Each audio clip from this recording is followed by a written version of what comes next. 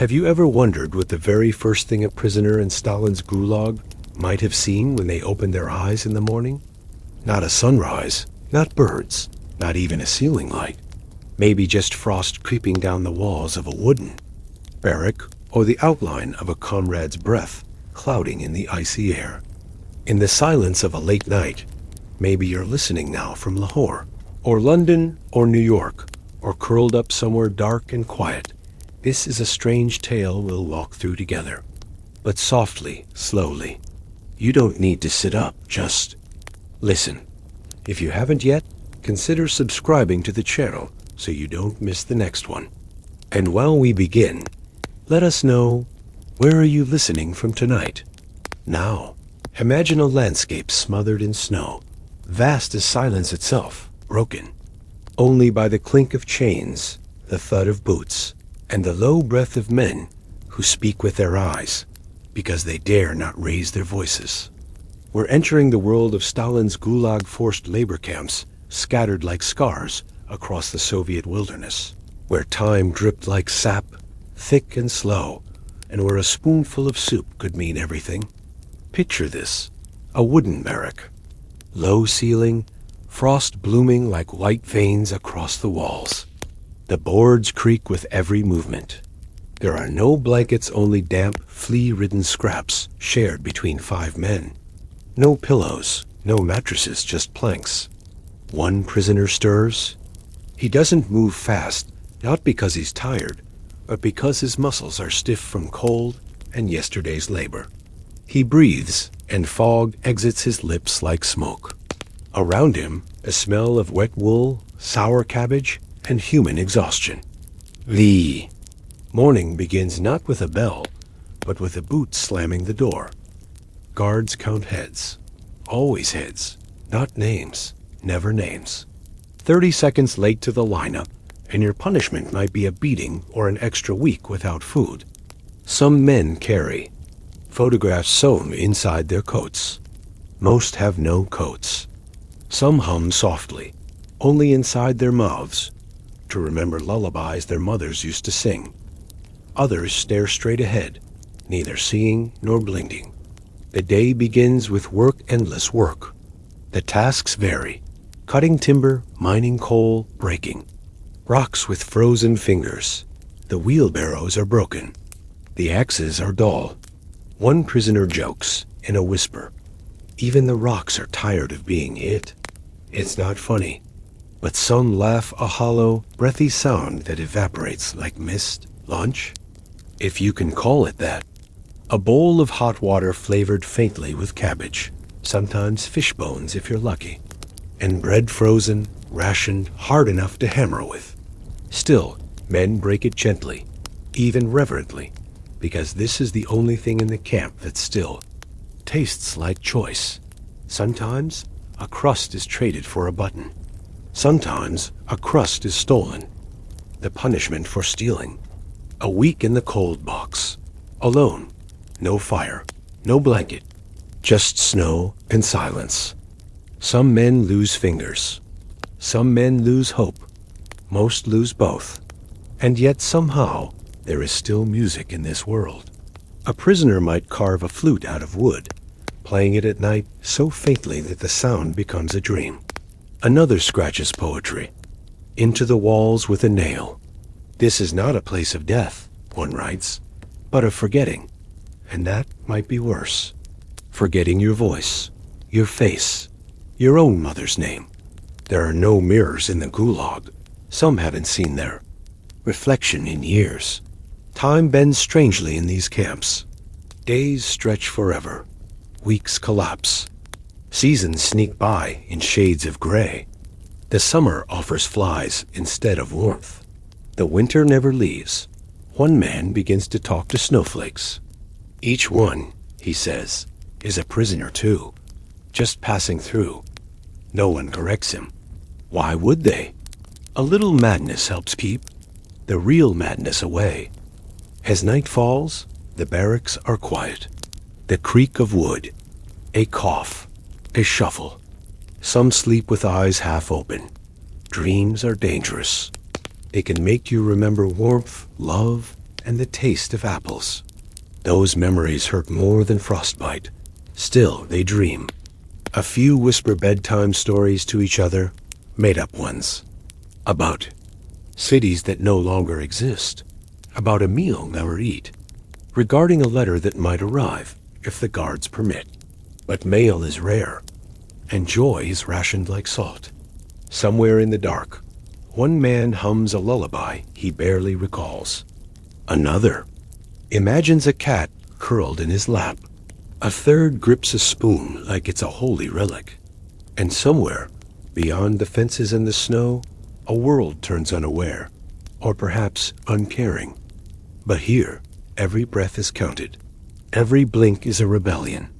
And every step is heavy with silence. You're still awake? Then come, let's walk slowly into the next part of this story. Because as hard as today was, tomorrow might be stranger. And the cold, somehow, is only just beginning. The second day, like the first and the 50th and the 500th, begins not with surprise, but with a rhythm. The kind of rhythm that bruises rather than comforts. Long before sunrise, the guards' boots echo down the corridor like thunder muffled in snow. It's not sound that wakes them. Not entirely. It's the shift in the air, the tension in the floorboards, the sense that cold will once again be stronger than fire today. The prisoners stir in sequence, their movements not choreographed, but learned over endless repetition. One sits up slowly, carefully peeling his fingers apart. They'd stuck together slightly in the night. Another man pulls his feet beneath him and rocks quietly, as if to remind himself he is still here, still made of matter. There is no time to stretch or speak or even sigh. Orders are barked. Boots go on if one has boots, or anything that can be wrapped around feet and tied with a frozen string. A man with no socks mutters to himself, just once, "Warm feet, warm heart," and the man beside him almost smiles. Almost. Outside, the temperature is 40 below, though no one mentions it aloud because the body already knows. It's not the kind of cold that bites. It strangles. The path to the labor site is long, silent, broken only by the occasional grunt or the rattle of a wheelbarrow missing one wheel. The snow is so deep it swallows ankles, and men take turns falling and helping one another up. They are not friends, exactly, but something stranger, a kind of involuntary brotherhood formed in the furnace of suffering. The work assignment today is land leveling, which means moving piles of earth from one frozen corner to another, for reasons no one fully understands. But no one questions why, asking why got some of them here in the first place. A guard watches from a wooden host, sipping from a tin mug. The mug steams. It is the only warm thing in sight. Beneath scarves and hats, the prisoners whisper to themselves. One man counts every shovel as if he's counting the seconds of his life. Another sings silently in his mind, a single stanza from a banned folk song he last heard as a child. A third invents stories for each icicle he sees. One is a glass sword, another a frozen tear, and one, he decides, is a tooth from a giant who fell asleep too close to the wind. These strange mental exercises are not merely distractions.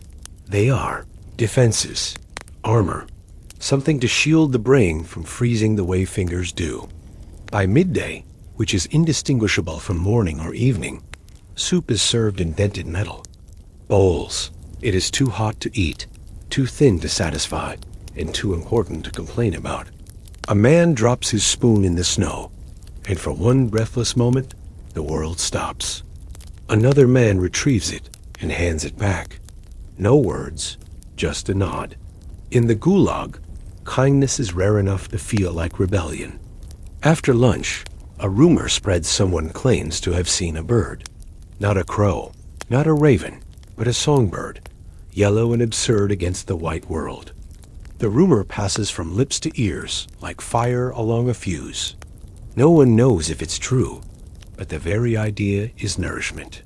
That night, back in the barracks, Someone draws the bird on the wooden wall with charcoal, just 3 lines and a circle. Nothing fancy, but it becomes sacred. No one dares touch it. In a place where imagination is outlawed, a crude bird sketch becomes a cathedral in scripture. Another man begins telling stories, made-up ones, about the bird's life. He says it came from a country where bread grows on trees and guards hand out poems instead of punishments. A few chuckle. One man wipes his eyes, but says it's from the smoke. There is no smoke. A quiet settles in, the kind that presses on. The chest. A man murmurs that he once owned a bicycle. Another says he had a dog. Someone whispers about his daughter's hair. These confessions drift up like incense. Then silence again. Outside, the wind howls like something ancient and hungry. Inside, men sleep in clusters, more for warmth than comfort. They dream in broken loops. One dreams of snow turning into sugar, another of an elevator that rises endlessly, never arriving. A third dreams he is alone in a theater, and someone is singing. He wakes up humming. His bunkmate listens, and then joins in, quietly, off-key. For one strange moment, the barracks breathe like a choir. It doesn't last. Nothing lasts. One man coughs and does not stop. The others shift, but say nothing. They've learned that acknowledging death doesn't prevent it. It only invites it faster. By morning, the man is silent. The guards take him away on a sled that squeaks like a screen held in. No words are spoken, no prayers, but someone leaves a crust of bread on the spot where he slept. No one touches it. Not all tombstones are made of stone, but the story doesn't end here. In the next part, we'll follow the strange rituals prisoners, invented to survive, not just the cold, but the madness. Tiny ceremonies, coded gestures, and the strange power of an extra button sewn into a coat. The rituals began not out of belief, but out of need small. Repetitive actions carried out by prisoners, not to praise gods or ideologies, but simply to keep the mind from splintering. In the barracks, before rising, some men tap the plank. Beneath them 3 times, once for the body, once for the spirit, and once for everything in between. They didn't say why. It just became something they did. Others folded a rag in their pocket into the shape of a bird or a boot or a house. One prisoner claimed he could fold a rag into the face of his wife, though no one else could see it. Another smoothed the ends of his bread crust with his thumb and whispered, "Tomorrow," before eating it. These were not superstitions in the traditional sense. No one expected magic, only memory. And that was the closest thing to salvation. The Gulag discouraged names. Prisoners were assigned numbers, and when spoken to by a guard, it was always you. Not your name, not even your crime, just you. So prisoners developed other ways of identifying each other. A man who once worked as a violinist became Fingers. A poet was Ink. One man was called Button because he'd once found an extra one on the ground and sewed it to his coat like a medal. That button, mismatched and rusty, became his entire identity until it was stolen one night by a desperate newcomer. Button didn't cry, but the next morning he didn't speak either. He just stared at the wall and refused soup. Later that day, someone left another button beside his pillow. No one said anything, but he ate again the next morning. These quiet exchanges, unspoken, unseen by the guards, became the closest thing to currency and community. A nod could mean alliance. A cleared throat could mean a warning. A tap on the bunk frame, in a certain rhythm, could signal a secret poem passed between 2 prisoners in their heads, never written, never spoken aloud, but remembered in perfect silence. The guards didn't understand it. They thought silence meant obedience. But silence here was full of noise encoded, heavy, sacred. Outside, the work was endless and deliberately senseless. One day, Prisoners were ordered to dig a pit.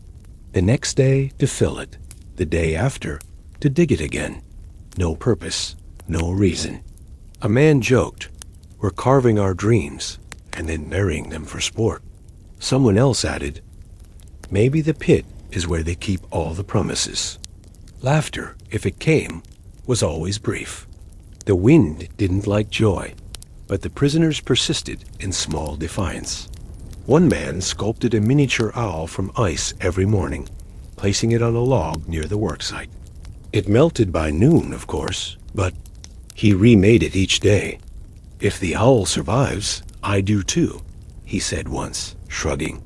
Others collected bits of wire or nails and twisted them into symbols, stars, suns, initials. These were hidden in shoes, in cuffs, under planks. They weren't tools. They weren't weapons. They were stories, physical anchors to something once felt. One evening, a prisoner with a scar across his temple recited an entire opera libretto from memory, while men sharpened sticks for fence repair. He paused only when the guards passed, then continued mid-line without missing a beat. No one applauded when he finished. They just sat in a thicker kind of silence, one that tasted like velvet. Hunger remained the dominant rhythm. It hummed. Under every step, a man once chewed tree, bark so long his teeth splintered. Another swore he could taste meat just by pressing snow to his lips and imagining lamb. On rare days, fish heads were boiled for soup, and the eye of the fish was considered sacred. "It saw the water," one said. "That's more freedom than we get." Meals became ritualized, even mythologized. Men said prayers before bread crusts. They traded jokes about imaginary feasts, caviar on coal, pickles with splinters, cakes, made of sawdust and hope. One joke went, "Tonight's dessert is silence, served chilled." Even that got a smile. As night returned, and it always did, even in summer, the barracks settled again into its strange peace. Someone scratched a tiny calendar into the underside of his bunk using a rusted spoon. Another prisoner composed a lullaby in his head and mouthed the words until sleep claimed him. "Sleep is the only place I don't need permission," he whispered once. And he was right. But dreams here were tricky. Some were beautiful family reunions, warm kitchens, the soft scratch of a cat.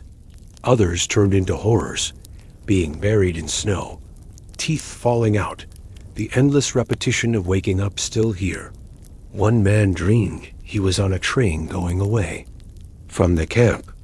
When he woke up, the rhythm of the train remained in his bones, and he tapped it out on the wall all day.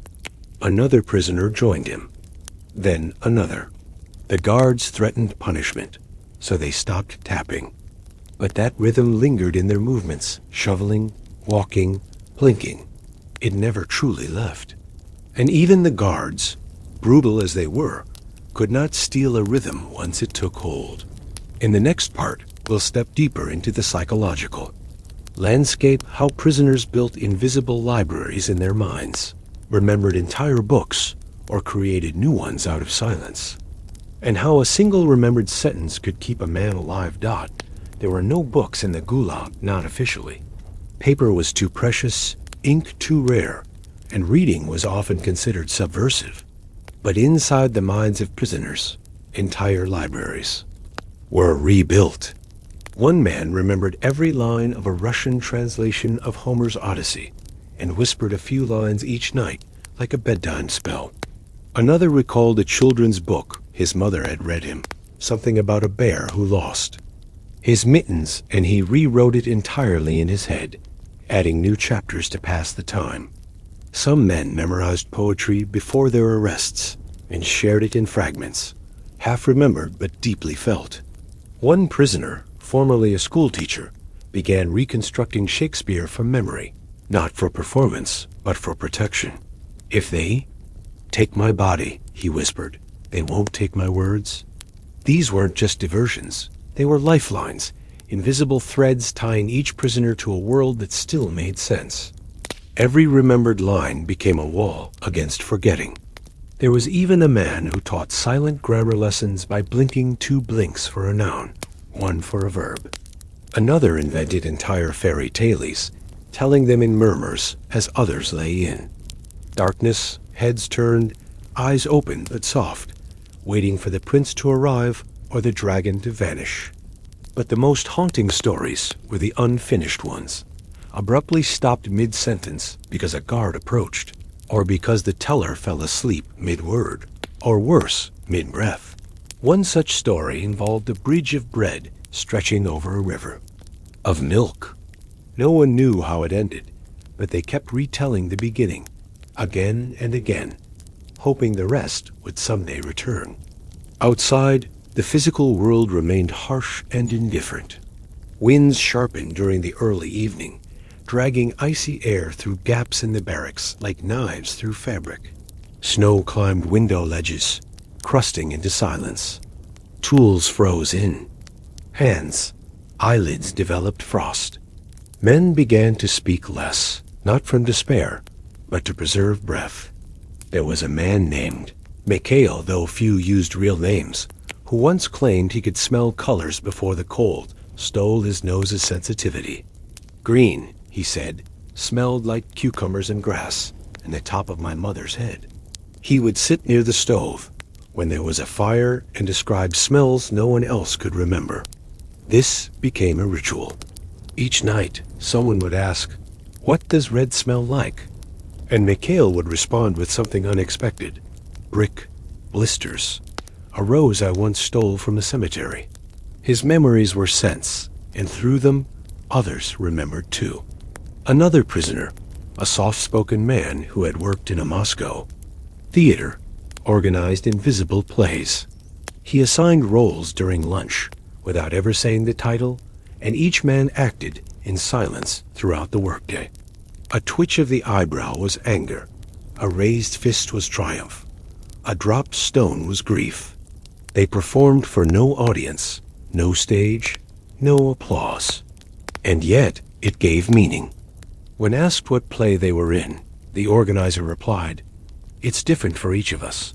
That's the point." Even among the guards, there were ghosts. One guard, younger than most, sometimes hummed lullabies when he thought no one was listening. Another one slipped a prisoner an extra chunk of bread and whispered, "My brother is here too." No one knew if that meant his literal brother or someone he saw in each of them.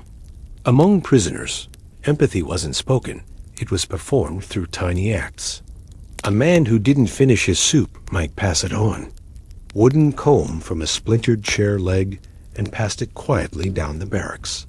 "If you feel like a man," he said, "maybe you'll live like one, even here." The comb was eventually confiscated, but its memory remained. Days were measured in tasks, not clocks.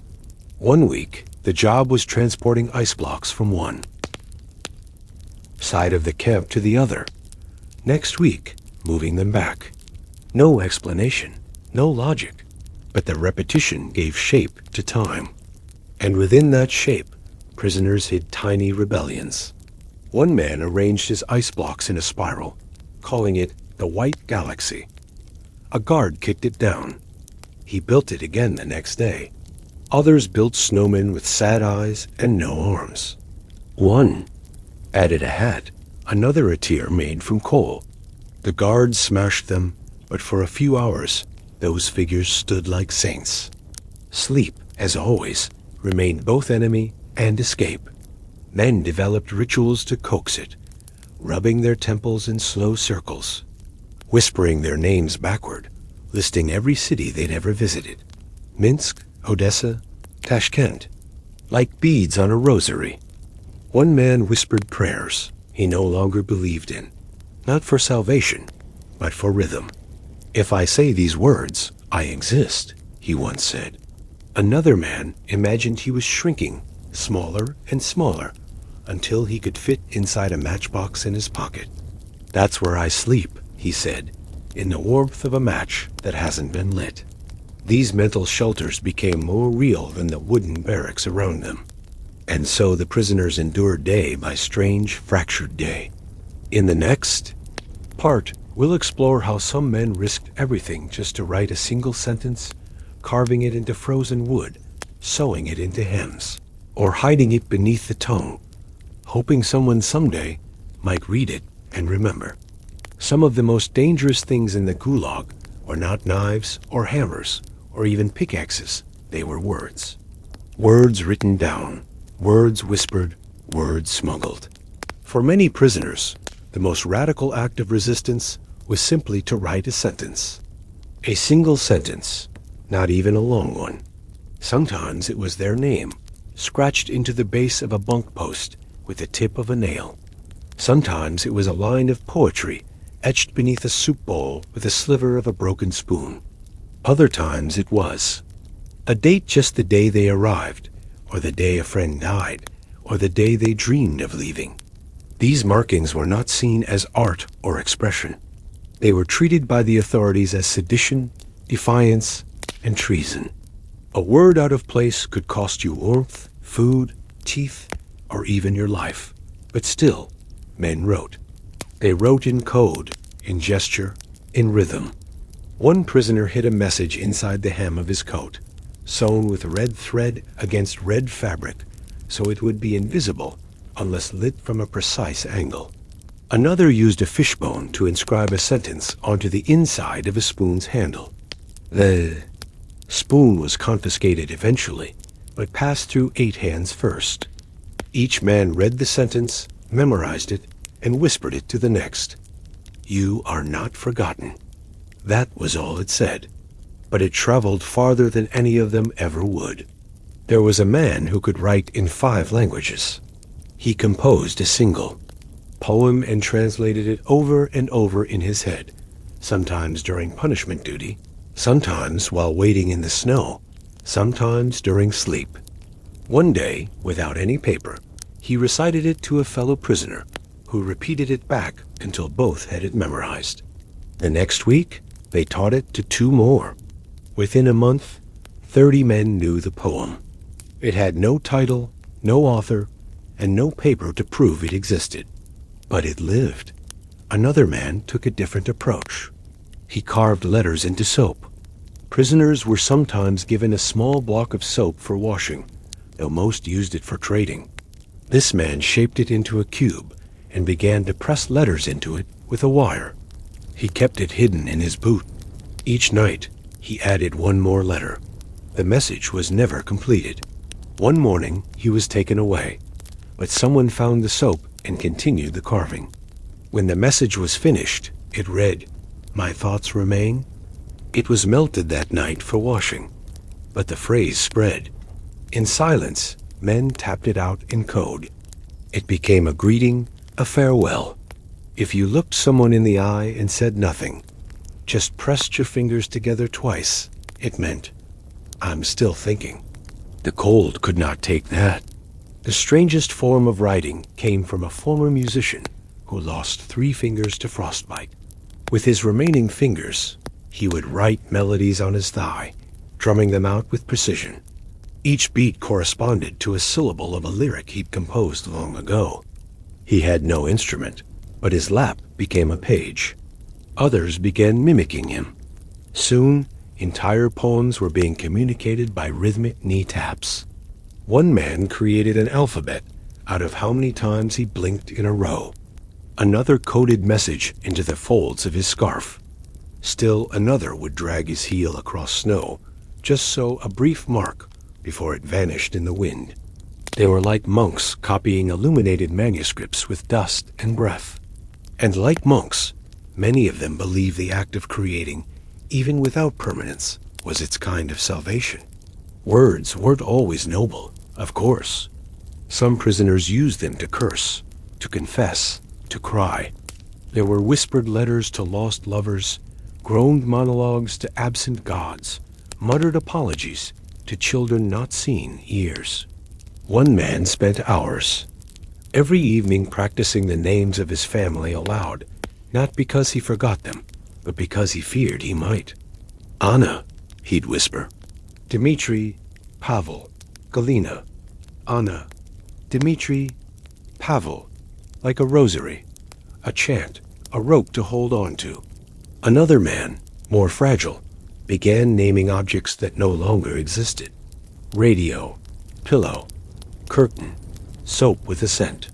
He repeated them like they were magic spells. Perhaps they were. Memory, in such places, could wound, but it could also warm. There were, occasionally, actual scraps of writing. A smuggled newspaper, a page from a banned novel, a receipt, a matchbox with a line of pencil across its side. These objects were holy relics. When one was discovered, the men gathered. One read aloud while others closed their eyes, as if savoring wine. The voice didn't matter. The sound of language, the rhythm, the inflection, the breath between phrases became music. Someone might weep hearing a recipe. Another might laugh at a calendar. One found a shopping list once. Eggs, soap, matches. He held it to his heart for an hour. "I remember these," he said. All three.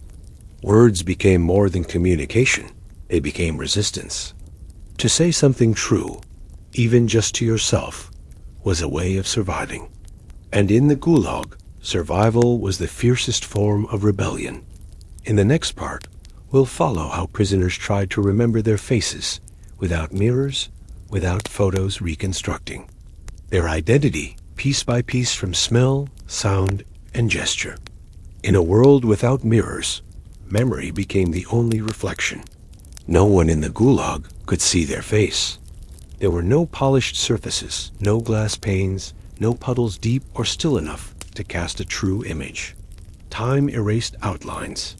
Men began to forget what they looked like, not just in vague detail, but in the specific geometry of their cheeks, the bend of their brows, the space between their eyes. "I used to have a dimple," one man said, uncertain. "I think I did." Another touched his chin and murmured, "Is this mine?" Without faces, identity became something fluid, uncertain, flickering. They relied on others for evidence of selfhood. "Do I look angry?" Someone would ask, not because he was, but because he couldn't tell anymore. "You look tired," another would reply. But everyone looked tired. It was the one consistent expression across the entire camp.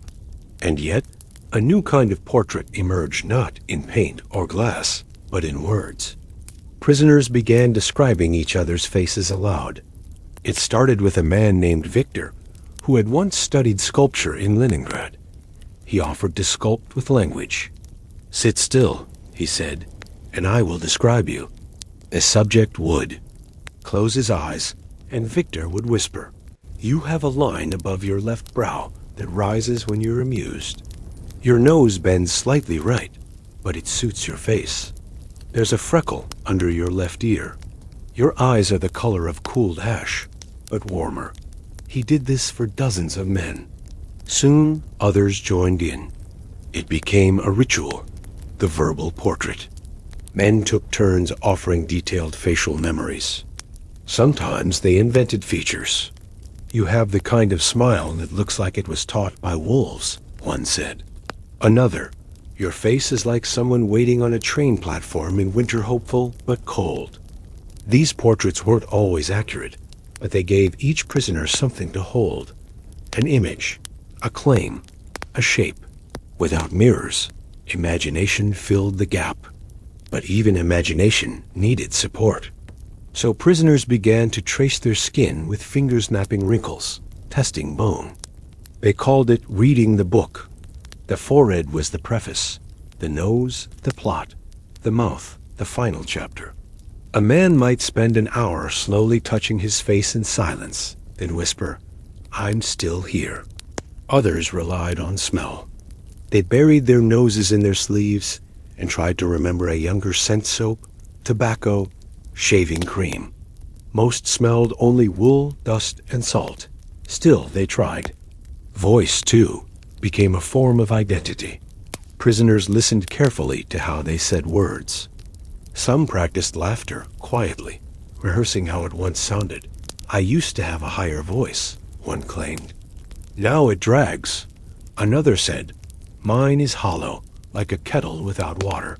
They listened to themselves breathe. 1. Man said his inhale reminded him of winter trains, the kind that never stopped long enough to board. These metaphors weren't poetic indulgence. They were survival mechanisms. Without external proof, they used metaphor to mark the borders of the self. Clothing also became part of this reconstruction. A man's coat, torn in a specific place, became his identity marker. He's the one with the collar rip. Another had a green thread in his cuff. Some fashioned jewelry from bent nails or twine. A ring of barbed wire carefully blunted was passed between men who had forgotten their weddings. I had a wife, one whispered, turning the loop around his finger. She liked apricots. No one asked what her name was. Names were dangerous. But the apricots stayed. Memory worked in fragments. Men remembered how they walked, how they once leaned against walls, how they sat in trains or smiled in photographs long burned. Some began performing their old selves. One walked with a cane made of a stick, though he didn't need it. I used to limp, he said, so I still do. Another insisted on parting his hair with a broken comb, though it was almost gone. Habit, he shrugged. Or proof. Identity became choreography, gesture, repetition. Prisoners recognized each other by how they coughed, how they held spoons, how they knelt to tie makeshift shoes. One man was known for always humming before sleep. Another tugged his left earlobe when nervous. These tiny, nearly invisible rituals became sacred. A man who stopped doing his gesture was quietly watched. Sometimes another would whisper, "Do the thing." And if he smiled and resumed, it meant he was still alive inside. If not well, another layer vanished. Some prisoners tried to draw their faces from memory. Using charcoal and wood, they sketched vague ovals, uncertain eyes. One drew 20 portraits of himself, each more ghost-like than the last. "I'm dissolving," he said, "but at least I'm watching it happen." Others asked each other to draw them. "Make me look kind," one requested. "Make me look like I remember something," said another. "Make me look like someone who was loved." These sketches, barely legible, were hidden in socks, between bunk slats, behind loose wallboards. One was found years later, long after. The artist had died. It showed a face smiling faintly, with heavy eyes and a line beneath. He was here. That was enough. In the next part, we'll explore how prisoners marked time not with clocks, but through birdsong, shadow slants, and the creak of certain floorboards measuring eternity one forgotten tick at a time. Time in the Gulag did. Not pass it settled. It crept down walls like condensation, seeped into boots like melted snow, and curled under eyelids like dust. Without watches, without bells, without any sanctioned calendar, prisoners were left to invent their systems for measuring the drift of existence. There was no standard hour to wake or sleep, only the light, and even that was untrustworthy. In winter, the sky stayed dim for weeks at a time, and in summer, it forgot to grow dark at all.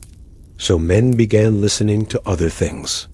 Some listened to footsteps, specifically the fifth creak of the outer corridor floorboard. A guard's pace might shift, but the fifth creak always came when the first thin line of gray appeared outside the high slits that passed for windows. Others watched shadow slants, where a beam from a hole in the roof would stretch across the bunk wall, inch by inch, like a slow hand, marking hours with tired grace. One man carved a line for each new shadow shape onto the post beside his bed. "This one is pot handle," he said. "This one is ladle neck." Another man used the melting rate of icicles. "When this one disappears, it's nearly time for soup," he'd whisper. Even soup became a timekeeper. Too thin today? It must be Monday. Slightly warmer than usual? Could be Friday. Red mold patterns were tracked like constellations. A green patch like a bird wing yes Thursday. This wasn't madness. It was rhythm. And rhythm was the only way to survive a place designed to stretch every minute into a question mark. One prisoner kept a small pebble in his pocket and moved it from left to right each day. He never explained why. Another rubbed the inside of his collar, smoothed one circle every morning, 5 at midday, 10 before bed. There were no alarms, only gestures. A hand twitch meant end of shift. A deep sigh meant change of duty. The wind was a clock too. A certain howl across the barracks roof always arrived near evening. They named it Wolf Song. The arrival of that sound meant the day was over, even if nothing else had changed. One man counted the number of snowflakes that landed on his sleeve before melting. 7, he once said. It's time. Time was also kept by birds rare. Accidental visitors to the camps. A lone crow's cry could mean mid-morning. A pair of sparrows, seen just once, were remembered as harbingers of rest. One man claimed a snow bunting landed on his hand and stayed for 3 seconds. He took that as a blessing and marked it as the beginning of a new year. Year of the bird, he called it. For many, the only way to track time was through the body. A sore rib marked 3 days since a fall. A healed blister was at least a week old. A missing tooth meant a month had passed. My beard grows slower now, said one man. Maybe that means the days are longer. Or shorter. I can't tell anymore. Hair became at time log uncut wild, revealing months not by numbers, but by strands. Some cut it with rusted utensils, not to tidy themselves, but to start over. A haircut, one said, is how you trick time into thinking you're paying attention. Others wore their growth as proof they had outlasted the calendar itself. Language, too, adapted to the absence of clocks. No one said, at noon or at dusk. They said, after the second lineup, or when the wheelbarrow squeaks, or around the time Mikhail coughs. Every sound and silence became a unit. One man claimed to hear a particular sneeze every 2 hours. He mapped it mentally. Another measured time by his dreams.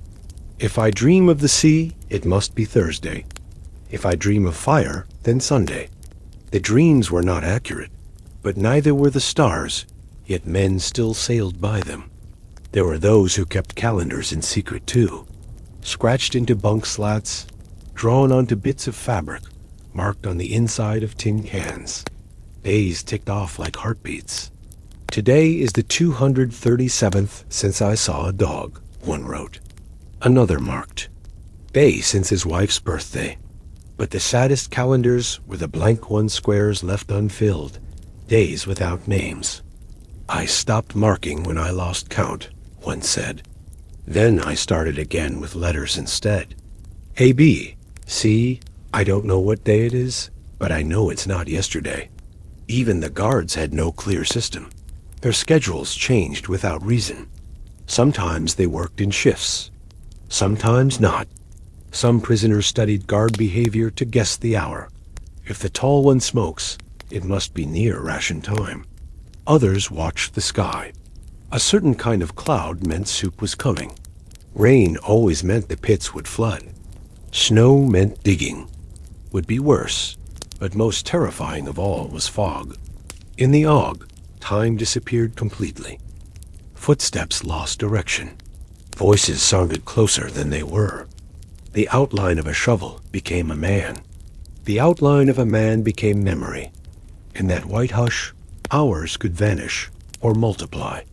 One prisoner said fog days lasted longer. They stretch. Like chewing gum between teeth. They never snap. In the fog, even breath moved more slowly. The camp felt like a snow globe that someone had forgotten to shake again. But the fog passed, always. And the next sound the creak of that 5th floorboard would start it all again. In the next part, we'll explore how prisoners marked. The seasons, not by weather, but by silence, insects, and the return of specific dreams. Seasons in the Gulag did not arrive with fanfare. There were no festivals, no marked calendars, no public announcements to welcome summer or mourn the passing of spring. Instead, the seasons slipped into the camp like shadows under a door slow, uninvited, and noticed only by those who had trained themselves to see small things. Prisoners did not track time by leaves or sunshine. They tracked it by absences, by what was no longer seen, heard, or smelled. The season known as deep winter began not with snowfall, but with silence. One day, all birdsong vanished. The usual morning crow calls stopped, the wind lost its whistle, and even the creak of the barracks seemed muffled. A prisoner named Alexei had a phrase for it. He said, "The air is holding its breath." That was how they knew winter had arrived in full. The cold didn't have to announce itself. It was already stitched into their coats, their bones, their fingernails. But the hush, that thick, eerie hush, was unmistakable. Summer, in contrast, wasn't marked by heat, which rarely came, but by insects. The reappearance of flies meant that the earth briefly had become soft enough to rot again. Men watched maggots appear on leftover bread and didn't flinch. Life, one whispered, still trying. Ants invaded the cracks in the bunk floors. A wasp once made it inside the mess tent. A group of prisoners watched it for 37 minutes, not out of fear, but reverence. A visitor, someone said. The wasp circled once, twice, then vanished. That was summer's sermon. Autumn arrived with a specific kind of wind-dry moaning, smelling faintly of iron. It rattled tin. Roofs and made the trees outside the fence groan like tired men. Prisoners called it the breath of going. They claimed that this wind was when dreams of escape became loudest. Every October, one said, I hear my mother's voice again. Dreams were seasonal too. In spring, men dreamed of water rivers, lakes, even bathtubs. One man described a recurring vision of a fountain that poured soup. It smells like onions, he said, grinning softly. In autumn, dreams were darker. They were filled with boots, shadows, and long corridors. A prisoner once charted his dreams with a stick on the wall lines for water, curves for warmth, X's for fear. The wall became a surreal calendar of the soul's weather. One winter, a prisoner noticed he hadn't dreamed in 6 weeks. My mind is hibernating, he said. Even my ghosts are cold. Snow, despite its dominance, was not always reliable. The first snowfall did not mean winter had come. It only meant the camp would grow quieter. The final snowfall never came with certainty. It faded, retreated, surrendered. One prisoner watched snow melt into the bark of a tree and said, "That's how I'll disappear too." The melting of snow was marked by smell. Wet earth, damp wood, sour linen. Men sniffed the corners of their mattresses and said, "Spring is near." They watched icicles drip like clocks. Someone named each drop. That one is Tuesday. That one is hope. Clothing, too, reflected the seasons, though not in fashion, but in function. In winter, layers doubled, but most were damp. Prisoners wrapped burlap around their feet and called it boots. In summer, men unwrapped, but not willingly. It was the guards' decision. They wore the same tattered garments until color faded and shape gave up. Some added embroidery with stolen thread symbols, initials, a stitched sun. One man sewed a tiny tree into his sleeve and whispered to it daily. "Grow," he said, "grow for me." Season changes were also tasted. Soup became thinner in spring, salter in fall. Bread grew crustier in dry months.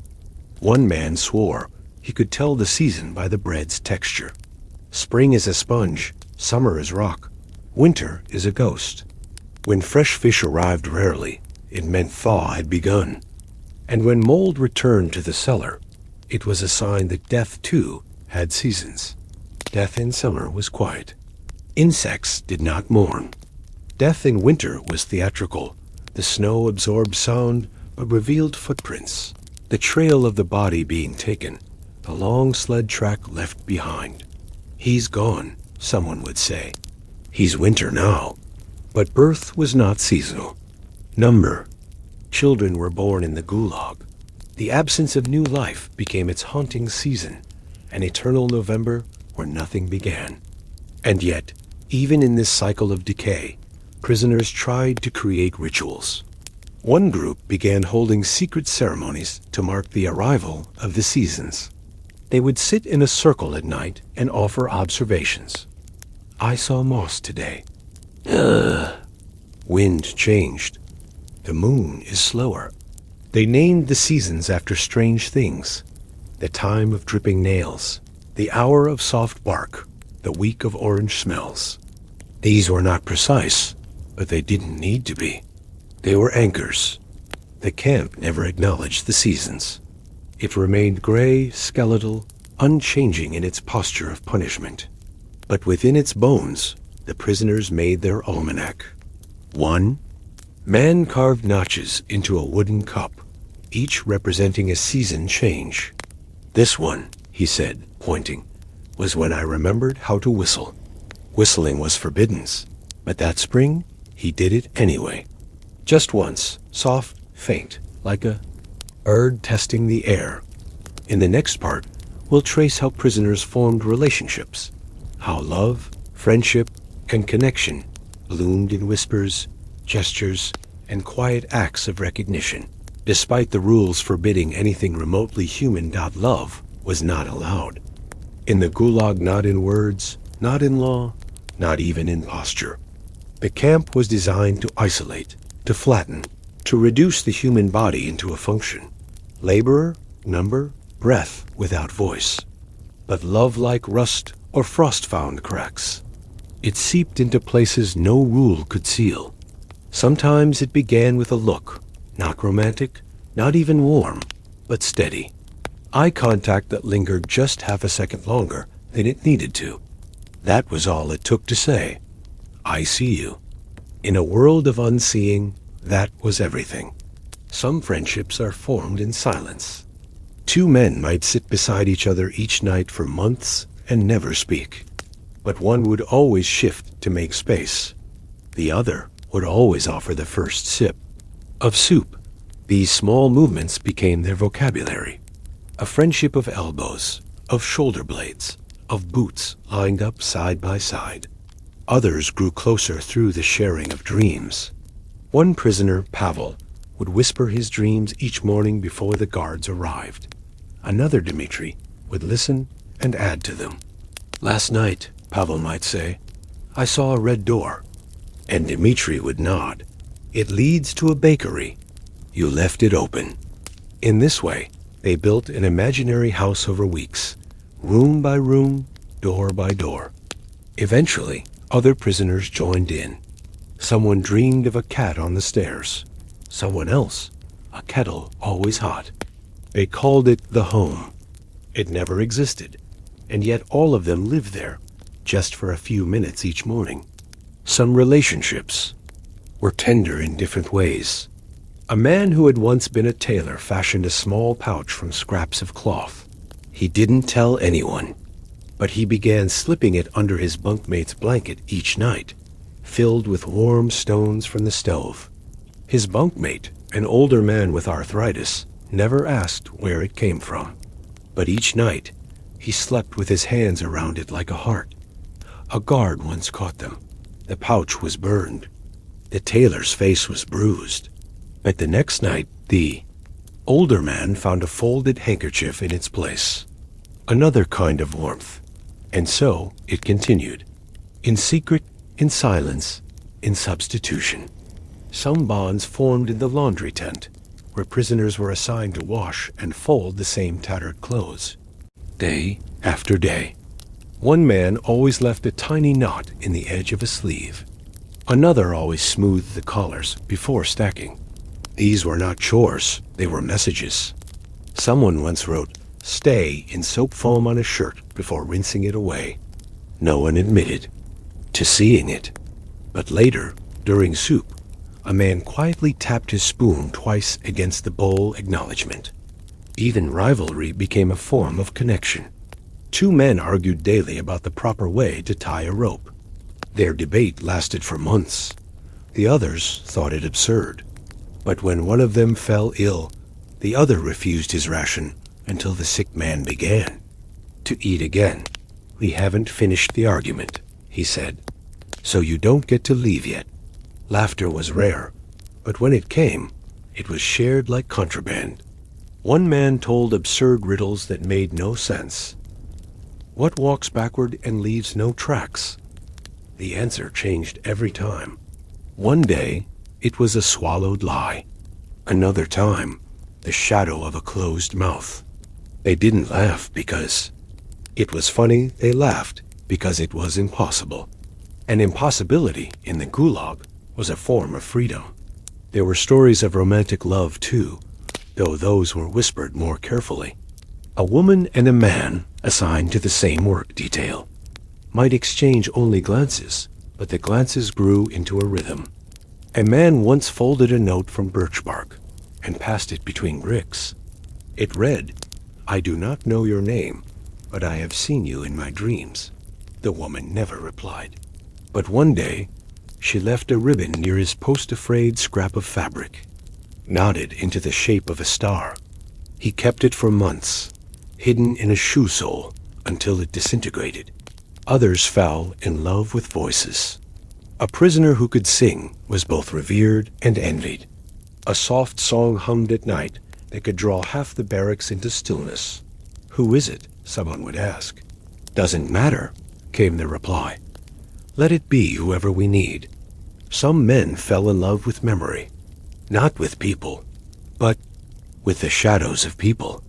A scent, a shape, the echo of a laugh remembered from 20 years ago. "I'm married to an absence," one man said. "She wears my silence like perfume."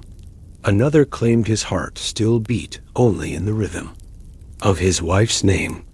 "Even if I forget the sound," he whispered, "my blood remembers." There were gestures too coded, quick and hidden. A man might squeeze another's arm twice. "Are you okay?" The reply was a blink and a nod out at night. Fingers would tap messages through bunk wood. "Still here. Still breathing. Still yours." The guards noticed eventually. They punished those who smiled too long, who sat too close, who gave away their crust of bread. "This is not a place for emotion," one said. But the camp itself disagreed. The walls soaked in the softness like steam. The snow held footprints side by side, a little longer than necessary. Even the wind, harsh and sharp, sometimes carried laughter down corridors like a memory unwilling to leave. In the next part, we'll uncover how prisoners marked grief, how they mourned at a place where mourning was forbidden, how they said goodbye without speaking, and how they turned loss into a language only the soul could translate. There were no funerals in the Gulag, not officially. Death, when it came, was handled like laundry, collected, counted, removed. No one was allowed to grieve openly. There were no eulogies, no prayers, no moments of silence offered by the camp. The only silence was the same one that wrapped everything. Kind that made boots louder, the kind that filled lungs with cold rather than words. But still, the prisoners mourned, quietly, secretly, and often beautifully. A death began with noticing something missing, a cough that no longer came, a breath that didn't rise, a space in the bunk that stayed undisturbed too long. Sometimes, the body was still warm when the guards came to drag it out. No one was allowed to speak, eyes lowered, hands still. But inside each man, a small ceremony began. Some men had personal rites. One would touch the wall 3 times where the dead man had leaned. Another would take the last spoon the man had used and press it to his chest. Some whispered the dead man's name under their breath, just once, then never again. Some prisoners had invented entire mourning systems. One would braid a thread into his sleeve for each friend lost. Another carved tiny dots onto the bunk frame, each one a person now gone, now gone. A man named Yefim was known for tracing invisible circles into his palm every time someone died. "That's their name," he said once. "It sits here until I forget it. Then I draw another." Some deaths were barely acknowledged by the guards. "Another gone," they might say, as if noting a spilled ration. But the prisoners saw more. They saw the empty bowl left behind, the crease in the mattress, the scent that lingered for just one night before being replaced by mildew and breath. In one corner of the camp, there was a ritual known only to a few. When someone died, his bunkmates would take a pinch of earth from the floor dirt that had drifted in over months and press it between their palms. They called it holding. It was symbolic. The dead man had held on as long as he could, and now it was their turn. The soil wasn't buried. It was blown into the wind or dropped into a crack. No one spoke. The gesture said everything. In winter, death felt harder, somehow more brittle. The ground was frozen, so burials were shallow or delayed. Bodies were stacked, sometimes under tarps. One man said he dreamed of those stacks, not with fear, but with longing. "They're not cold anymore," he whispered. "They're just still." Grief had strange shapes. One prisoner stopped eating for 3 days after his bunkmate died. Another began humming the same four-note tune over and over, a lullaby with no words. A third carved a tiny cross into his thumbnail and kept redrawing it as it wore away. "When?" Asked why, he replied, "I need something to hold." Not all grief was for friends. Some mourned strangers. A man they barely knew, who once shared tea. A woman was seen only across the fence. A guard who had shown kindness, then vanished. Loss didn't need history. It only needed absence. There was a story told in hushed tones of a prisoner who buried a bird that had died near the mess tent. He wrapped it in cloth, dug a small hole with his spoon, and whispered a single sentence: "You were seen." The guards mocked him. But that night, 3 others left stones near the spot. A 4th left a sliver of bread. Grief became a kind of invisible religion. It had its saintsmen who had suffered quietly, who had helped others, who had left behind stories or songs. One such saint was a man who used to fix boots. He never spoke, but always returned shoes better than before. When he died, prisoners left scraps of leather near his bed. Another saint was a woman who had once been a teacher. She taught no lessons, but when someone cried, she offered her scarf. After she died, her scarf was passed from bunk to bunk. They called it the flag. Some prisoners tried to preserve the memory of the dead by adopting their gestures. "He used to nod like this," someone would say, and begin nodding that way too. Another copied the way a friend used to wrap his bread. It became mimicry as tribute, to carry someone forward in movement. Others remembered through scent. A man who died with cinnamon in his pocket left that scent behind. His neighbor crushed dry bark to recreate it. "It smells like kindness," he said. There were times when the guards prevented even this, punished mourning. One man was beaten for standing too long near an empty bunk. Another was thrown into the cold box for singing. But even in punishment, the grief grew roots. One night, a prisoner carved into the wall. He mattered. It was scratched away by morning. But the man carved it again, lower, and again, in the dirt. Over time, it became a chant whispered before sleep. He mattered. She mattered. We still matter. Some prisoners refused to forget. Others begged to. But all carried their dead like wind, carry seeds, hidden, light, and full, of memory.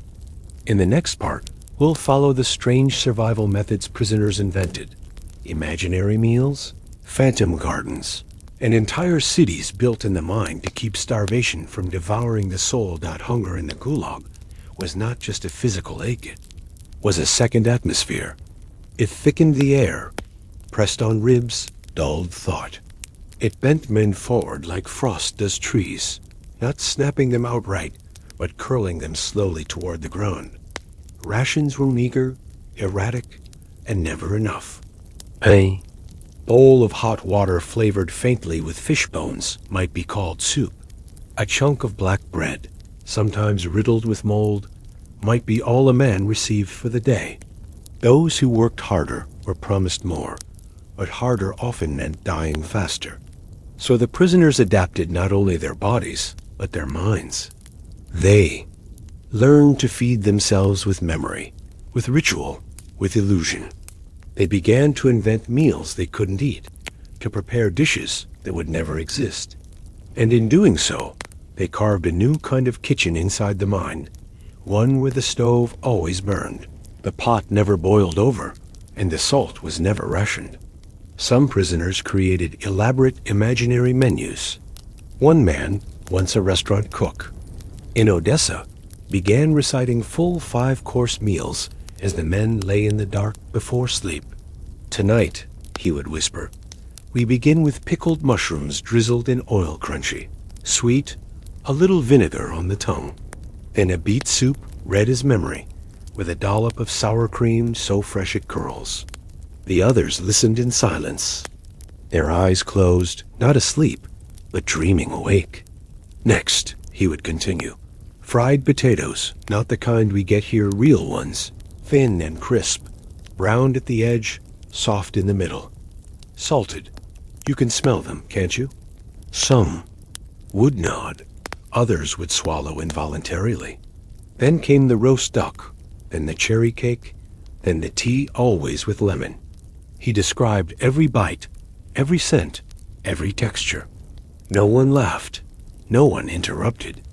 When he finished, they would lie still for a long time, their stomachs still empty, but strangely soothed. "I eat more now than ever," one man joked. "In my head, I am fat." Others took a more participatory route. A group of prisoners began hosting what they called phantom feasts. One man would set the table pretend, of course placing imaginary plates on the floor. Another would light an invisible candle. Then, one by one, they'd take turns, describing their chosen dish. Some chose meals from childhood porridge cooked over a hearth, dumplings wrapped by grandmothers, bread pulled from backyard ovens. Others invented entirely new recipes. Carrot skins soaked in honey and rolled in poppy seeds, one said. A soup made of snow and strawberry laughter, another offered. They gave these dishes names: bread of remembering, stew of lost Sundays, pie of I almost escaped. Laughter would bubble up, not loudly, but softly like steam from a kettle. The guards sometimes heard and suspected madness. But this was not madness. This was resistance. Some prisoners took the rituals further. A former architect named Mikhail designed a mental bakery. He described it in vivid detail: wooden shelves lined with loaves, the smell of yeast heavy in. The air, ovens glowing like suns. Each night, he'd walk through it, restocking, slicing, serving. "I've given away more bread than Stalin," he once said, smiling. Others created phantom gardens. A man named Lev, who had once farmed carrots and beets in Ukraine, began tending an invisible plot behind the barracks. Each morning, he'd nod toward a patch of snow and mutter, "Needs watering." In the evenings, he'd squat and pretend to pull weeds. When asked what grew there, he replied, "Things that survive being ignored." One day, he declared that an apricot tree had sprouted. For a week, prisoners would walk past the spot, glancing at it as though it had leaves. No one corrected. The illusion, it was too precious. And then there were the dream cities. Prisoners constructed entire neighborhoods in their minds, with street names and windows and staircases they could walk up in their imagination. One man built a cinema where the films were all memories. Another designed a bathhouse where he could soak for hours in scented water. A third created a bridge that led nowhere, but had benches along its edge where he could sit and watch clouds. These places became their retreats, their meditations, their refuges. When the cold bit hardest, when hunger blurred vision, they would disappear behind their eyes and walk into these sanctuaries. They were not hallucinations, they were architecture. The mind can build when the hands cannot. Even real food was elevated to sacred ritual. When an onion appeared in a soup, it was not eaten all at once. It was examined, held, and smelled. One man cut his slice into 8 pieces and chewed each 20 times. A holy process, he explained. A cube of sugar once a month, maybe, was shared like communion. Let it melt on the tongue, they'd say. Don't bite, let it stay. The rules were sacred. Always share a smell, even if you can't share a bite. Always describe a taste if someone missed it. Always leave the last crumb in case someone hungrier comes.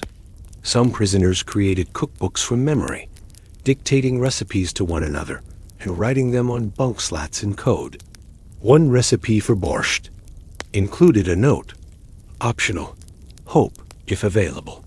Another ended with, serve warm, even if you're cold. A prisoner once confessed he dreamed of being a pepper grinder, not because he wanted to cook, but because he wanted to flavor someone's life, even just a little. And the strangest story of all came from a man who claimed he had eaten a full meal in a dream and woken up full. My body forgot to be hungry, he said, just for a day. In the next part, we'll explore how prisoners clung to identity, how names, songs, crafts, and even posture became acts of defiance against a world determined to turn humans into numbers. In the Gulag, identity was the first thing taken and the last thing clung to. The state stripped it clean. Names replaced with numbers, biographies erased, professions forgotten, and languages silenced. Yet the prisoners, quietly and steadily, built back what they could layer by invisible layer, using names whispered only at night, songs hummed into sleeves, and crafts performed in secrecy as acts of rebellion and remembrance. To keep a sense of self was not indulgent, it was survival. It was the last perimeter of freedom, when even footsteps were counted and dreams felt rationed.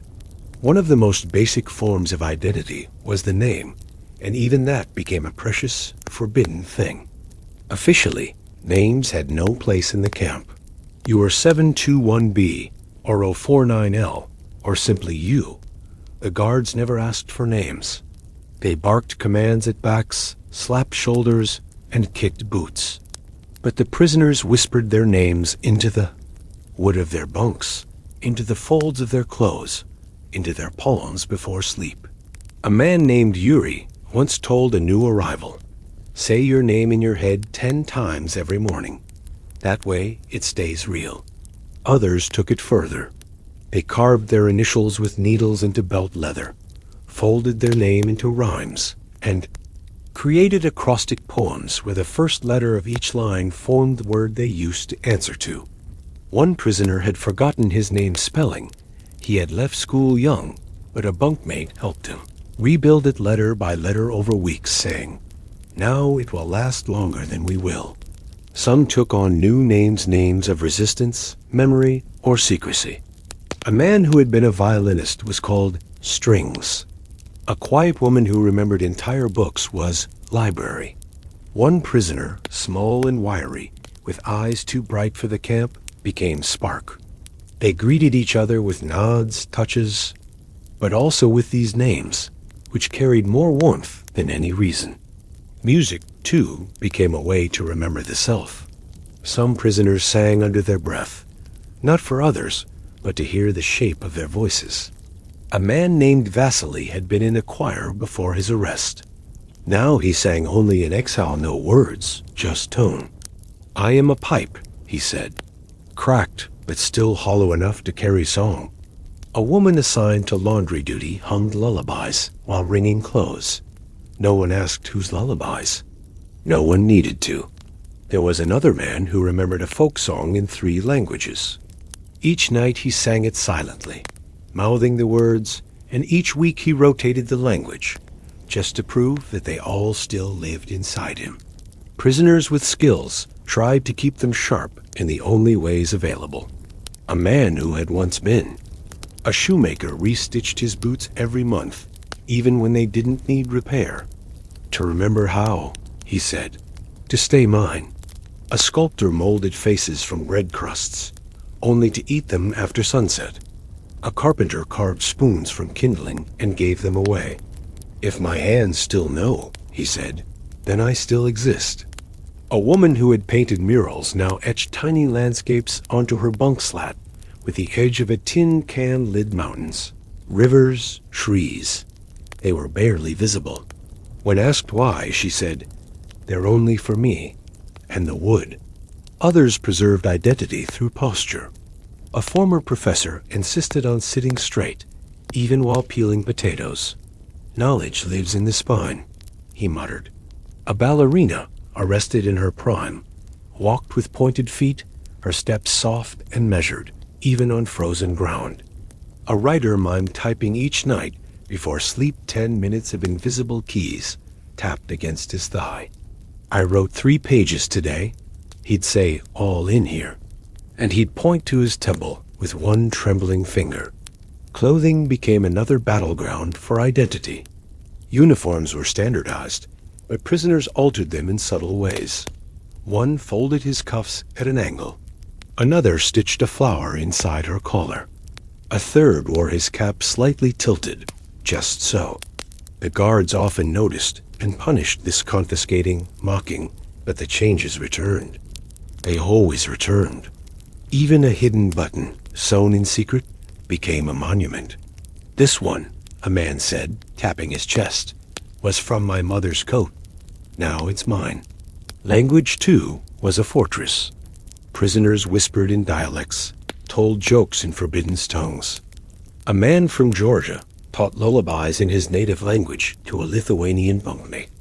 A Ukrainian whispered lines of Pushkin to himself, out of order, not because he'd forgotten, but because it made him feel like he was rewriting them. My version, he smiled. Some invented entirely new languages, code words, phrases, sign gestures. Thumb to temple meant memory. 2 taps meant home.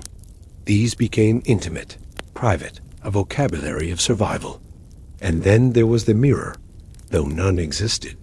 A man named Oleg would ask others, what do I look like today?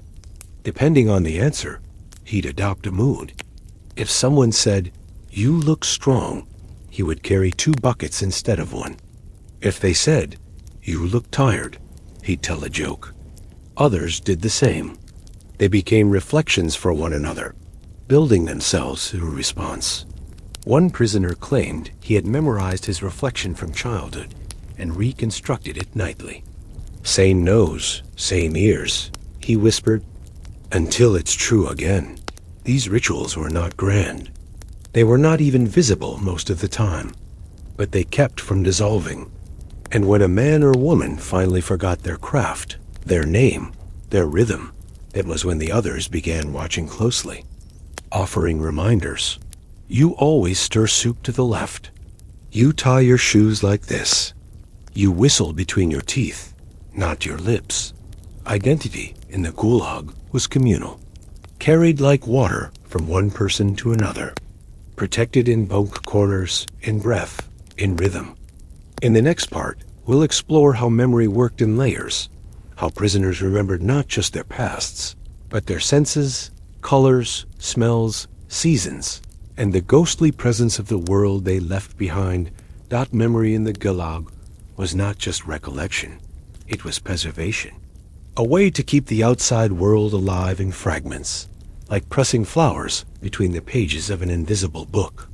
Because in a place where color vanished, Where scent dulled and sound grew flat, prisoners learned to store the smallest sensations with obsessive care. They became archivists of experience, cataloging smells, textures, temperatures, and flavors not just in thought, but in ritual. A man might close his eyes and recite the way bread crusts used to flake in his childhood home, golden at the edge, slightly burnt near the corners. Another might lie awake, tracing the scent of soap his wife used, lavender and starch, or was it something sweeter? One prisoner, when forced to wash in freezing water, would whisper, "This is not cold," and then describe the warm bath he remembered as a child. Porcelain tub, steam on the mirror, the squelch of a sponge. It was always Tuesday. He'd say, "The day we boiled water and lit candles." These recollections weren't indulgences, they were necessary. The absence of sensory experience in the Gulag created a vacuum, and into that vacuum, the mind poured everything it could remember. One man named Anton used to be a spice merchant. Now, without scent, he spent hours listing every smell he'd ever known.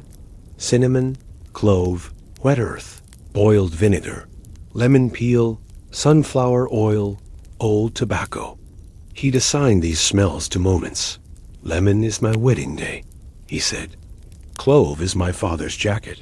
At night, others would ask him to recount the list again, and he did slowly, patiently, like a litany. Salt, pepper, bread hot enough to blister your hand, ink on paper, rain after iron. Some prisoners did the same with color. In a world of white, gray, and brown, color became sacred. A woman named Larissa would trace invisible lines on the bunkwood, naming colors as she imagined them. Maroon, saffron, sky blue, not today's sky, the one from childhood. She painted with words. The aprons at my mother's stall were green, like unripe pears. The jars on the shelf, those were plum, plum-like bruises. Another prisoner, a man who once worked as a muralist, taught others how to mix paint in their minds. To make orange, he'd say, combine the warmth of morning with the sound of a kettle. It didn't have to make sense. It only had to be real enough to taste. Touch was remembered through objects long gone. One man would mimic stroking velvet by brushing the edge of his sleeve. "My grandmother's armchair," he'd explain. Another would knead a lump of dry cloth between his hands, imagining it as fresh dough. "It sticks to your fingers," he'd murmur, "and smells like yeast and salt in morning." A few had special objects tucked away. A button from a coat, a broken comb, a smooth stone. These were totems, not because they held power, but because they unlocked memory. The stone reminded one man of skipping rocks at a lake near his village. The comb reminded another of his sister's hair, thick and soft, always falling into her eyes. She hated pins, he said. She said they made her feel like a machine. Taste, too, survived in strange ways. One prisoner made a game of recreating meals in his mouth. He'd describe the ingredients, chew softly, and invite others to do the same. "Now we bite into a cucumber," he'd say. "Feel the snap. Hear it? That's summer. That's what summer used to sound like. They'd go on. Sour milk, fried egg, cherry preserves, burnt crust, honeycomb. There were no ingredients, no plates, no chewing, but somehow the hunger would ease. A few prisoners remembered smells so vividly they could taste them. Birch. "Smoke," one said, "tastes like morning before harvest." Others relied on weather memory. "The cold here is sharp," someone said, "but I remember soft cold, the kind that comes with snow on Christmas, with mittens and baking and candle. Wax on the table." These comparisons didn't lessen the cold, but they bent it. They gave it meaning. Even sound had its memory. A man who used to tune pianos claimed he could hear the difference between silence here and silence at home. "This one has rust in it," he said. He recreated the sound of rain by tapping 3 fingers in sequence against wood. That's how it used to fall on the roof. And this, he paused, then scratched his nails, that's the sound of wind against shutters. Others remembered laughter, not in full, but in texture. My mother's laugh was high, and low, one man said, like tea being poured. One woman remembered her child's voice by repeating a single word over and over, Mama, until it sounded like a bell in a far-off tower. Not real, she whispered, but almost. A few kept journals in their heads. One man recited a daily log of imaginary sensations. Today I felt moss, green, wet, thick. Yesterday I held warm. Clay. Before that, the slick skin of a fish. Another created an entire museum of memory. Each night, he added a new exhibit. Today, I'm placing a wooden spoon, slightly curved, stained with beetroot. Next to it, a pillowcase from our summer house. Next to that, the scent of matchbooks from 1942. He gave tours to himself before sleep. Others asked to join. And so they did, eyes closed, guided through the galleries of vanished senses. In these museums, even pain was remembered tenderly. A man described stubbing his toe as a boy on a marble step. I bled, but the marble was cool, and my mother kissed it. He wept after telling it, not for the pain, but for the kiss. Memory became sacred because it could not be confiscated. The guards could take blankets, ration cards, even names, but they could not enter that inner archive. They feared it, perhaps. There were moments when a prisoner would stare too long into nothing, and a guard would shout, "What are you thinking?" The answer never came. It couldn't. It was too far away, too vivid, too loved. In the next part, we'll trace how prisoners imagined escape, not just from the camp, but from the body, from time, from the idea of prison itself, and how flight became a nightly ritual, even for those with no wings, that no one truly escaped from the Gulag, not with boots, not over the fences, not past the dogs or the guards or the forests that seemed to go on forever, but inside the prisoners quietly, invisibly escape, happened every single night. It happened when the body went still, but the mind began to walk. It happened in daydreams and half-sleep, in the space between thoughts and silence. Not all escapes were heroic. Most were strange, quiet, surreal. Some imagined running. Others imagined floating. A few stopped imagining altogether and simply dissolved, becoming wind, becoming ash, becoming something the guards could not hold. One man, a former postman, would lie flat on his bunk and picture himself walking his old route past the bakery, past the red house with green shutters, down the street where the school children once waved. He said the path unfolded in real time, one step per heartbeat.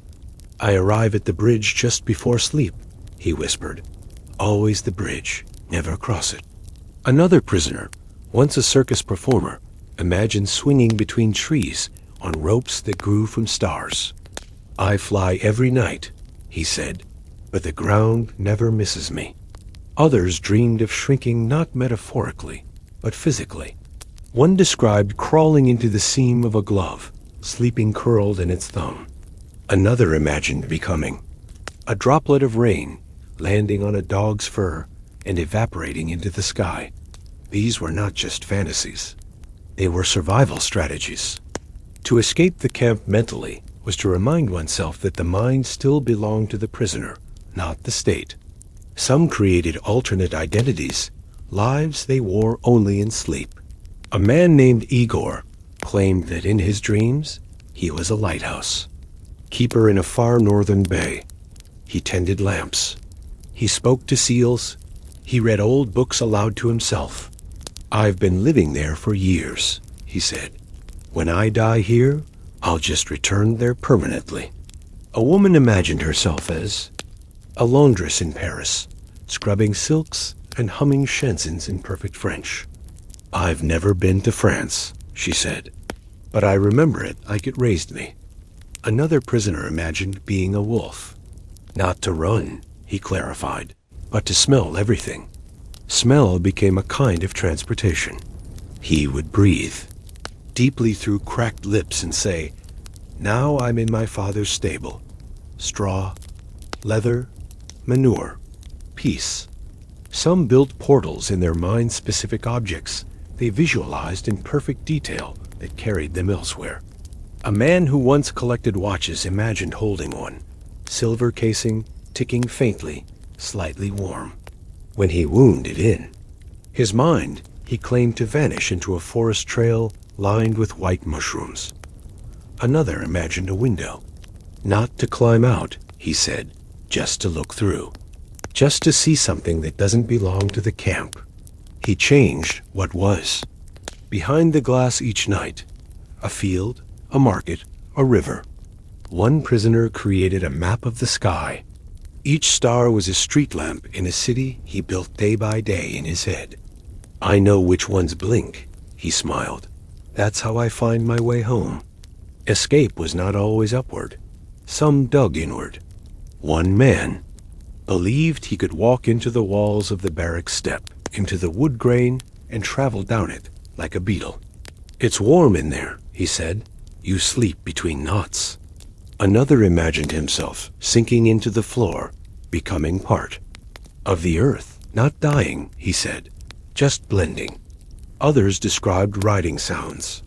A cough became a horse, a whistle, a train, a guard's bark, a sailboat's horn. They climbed onto these moments and let them carry them away. One man followed the echo of a dropped spoon and said it took him to his grandmother's kitchen. "I saw her," he wept. "She didn't see me, but I saw her." The most common escape was through the snow. Prisoners imagined walking out into the endless white, not to run, but to dissolve, to become snowflake, drift, vapor. "You can't change snow," someone said. "It never stops moving."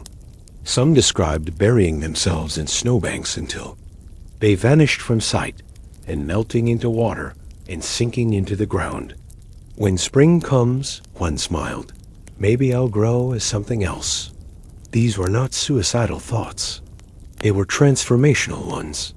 Some described becoming fire, others stone. A man once said, "Every night I become light, no mass, no rules, just glow." A woman said, "I become a painting on a wall, no one looks at, but I am whole in that stillness." Some prisoners escaped by memory loops. They'd repeat a single moment over and over until the repetition softened its edges. One man relived a moment when his daughter handed him a red ribbon. He looped it nightly. She says, "For you," and I take it. Every time, it's always red. It's always warm.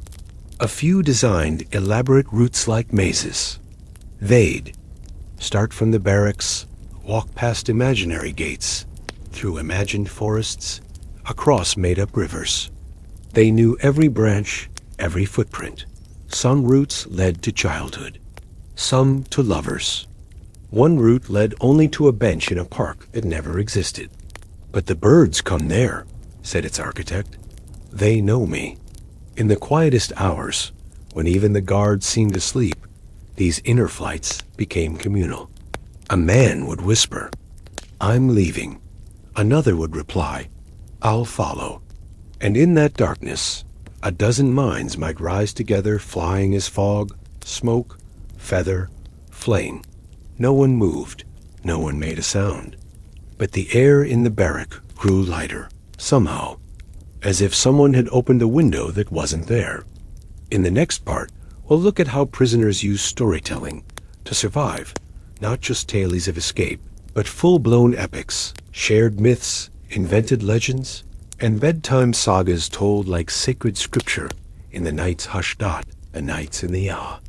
Gulag grew longest not in winter, but in the minds of those who lay awake.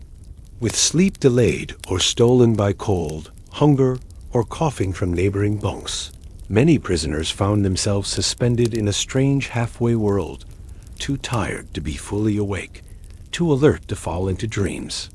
And so, into that in-between space, came the oldest tool known to human endurance, storytelling.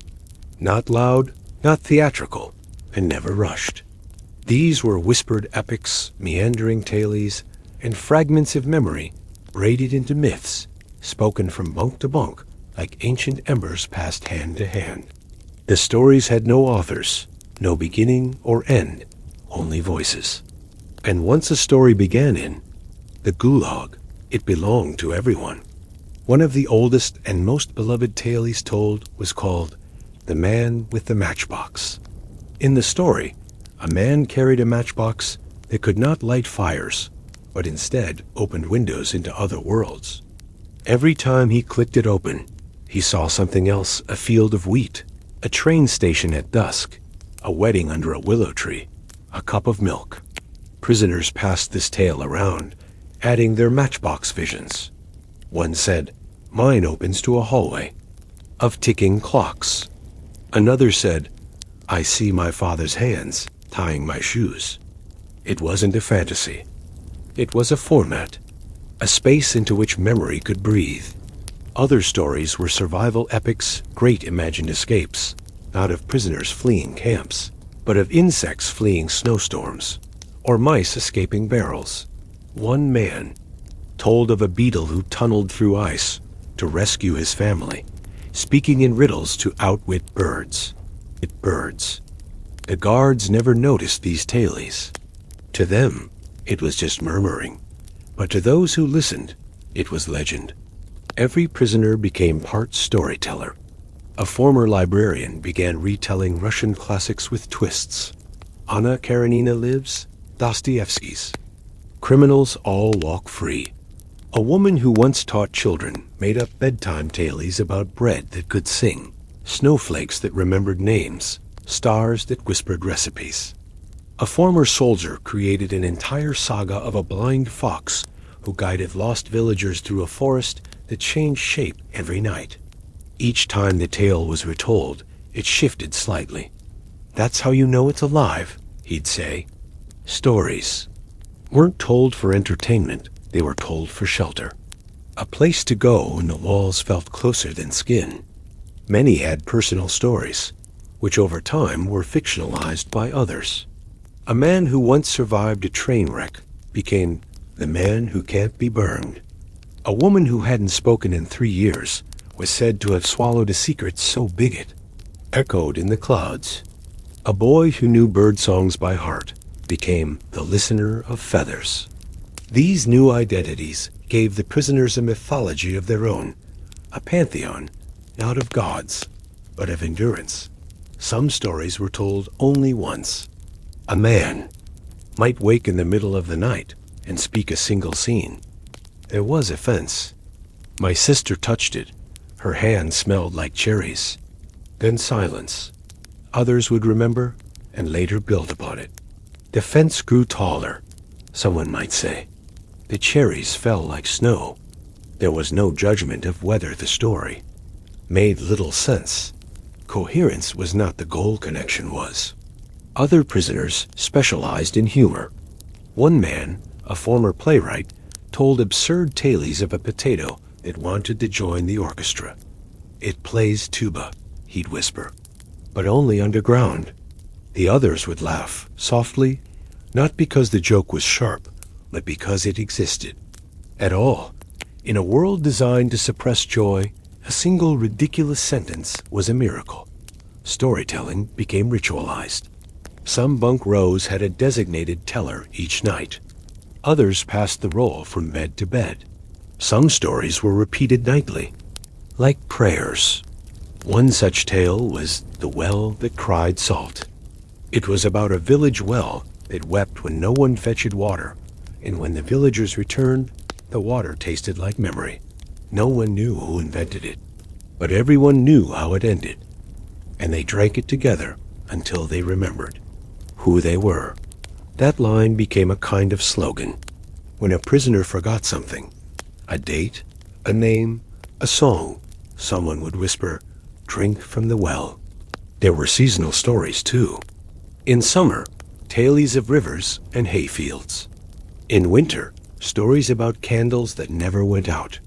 During storms, stories about houses that moved on chicken legs. Not the Baba Yaga myth, but gentler, quieter homes that tiptoed to safety. Some prisoners made entire calendars of stories. Today is Thursday, one would say, so we hear the tale of the soup pot that never emptied. Fridays were for ghost stories, not frightening, but melancholic. Ghosts in the Gulag were rarely cruel. They were often misunderstood visitors or former prisoners who left behind laughter. A ghost borrowed my spoon, someone once said. He returned it warmer than before. Guards dismissed these as nonsense, if they noticed them at all. But the prisoners treated stories with sacred reverence. If someone began a tale, others hushed. If a story was interrupted, it was restarted from the beginning. One man wrote his stories into the air with his finger, over and over, until someone said, "I see it." Then he'd stop. Some tales came in riddles. Why does the snow speak at night? One asked. Because the stars have no one else to listen. Others told stories backward, starting with the ending, then meandering into origins. This reversal mirrored their lives, remembering first the pain, then the warmth.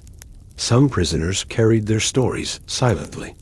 They never spoke them aloud, but mouthed them like spells, eyes distant, lips barely moving. Those around them never interrupted.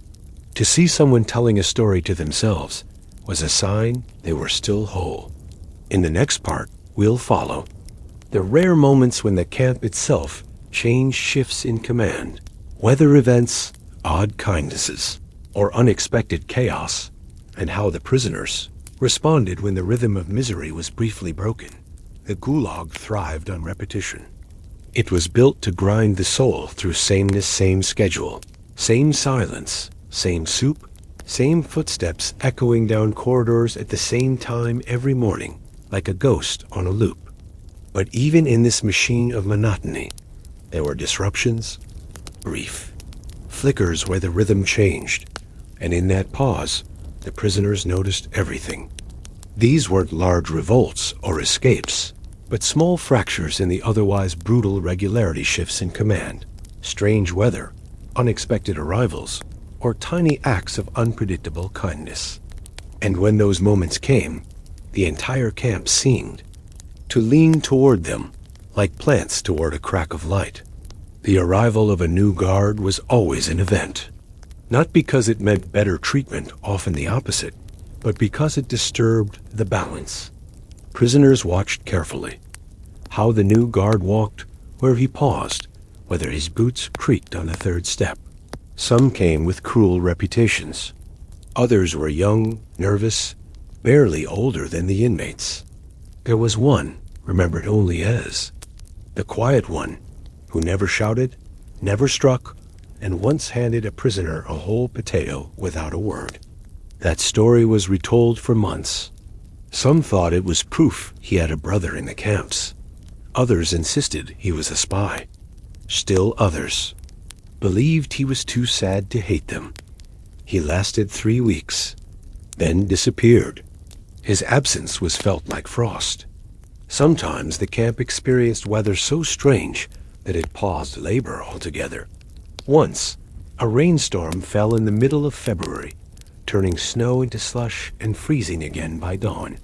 The prisoners called it the day the earth wept. Work halted for 12 hours, unheard of. Men stood outside, staring at the sky. One caught raindrops in his mouth. "It tastes like metal," he whispered. And spring. Another time, a thunderstorm arrived in mid-January, and lightning struck the watchtower. No one was hurt, but for one surreal night, the tower burned against the snow like a candle in the dark. The guards panicked. The prisoners watched. Some swore they saw faces in the flames. "It's the ones who left," someone said. "They've come to light our way out." Nothing changed after the fire, but for weeks, prisoners described it in different ways: symbol, omen, signal. There were occasional unexpected supplies, Extra cloth, better tools, even sugar. These were always accidents or the result of administrative missteps. But once received, they became sacred. Sugar was divided into grains, counted out like seeds. Cloth was sewn into flags and tucked under pillows. Even a good shovel blade was honored. "This one slices like bread," a man said. One time, a shipment of blankets arrived from another camp.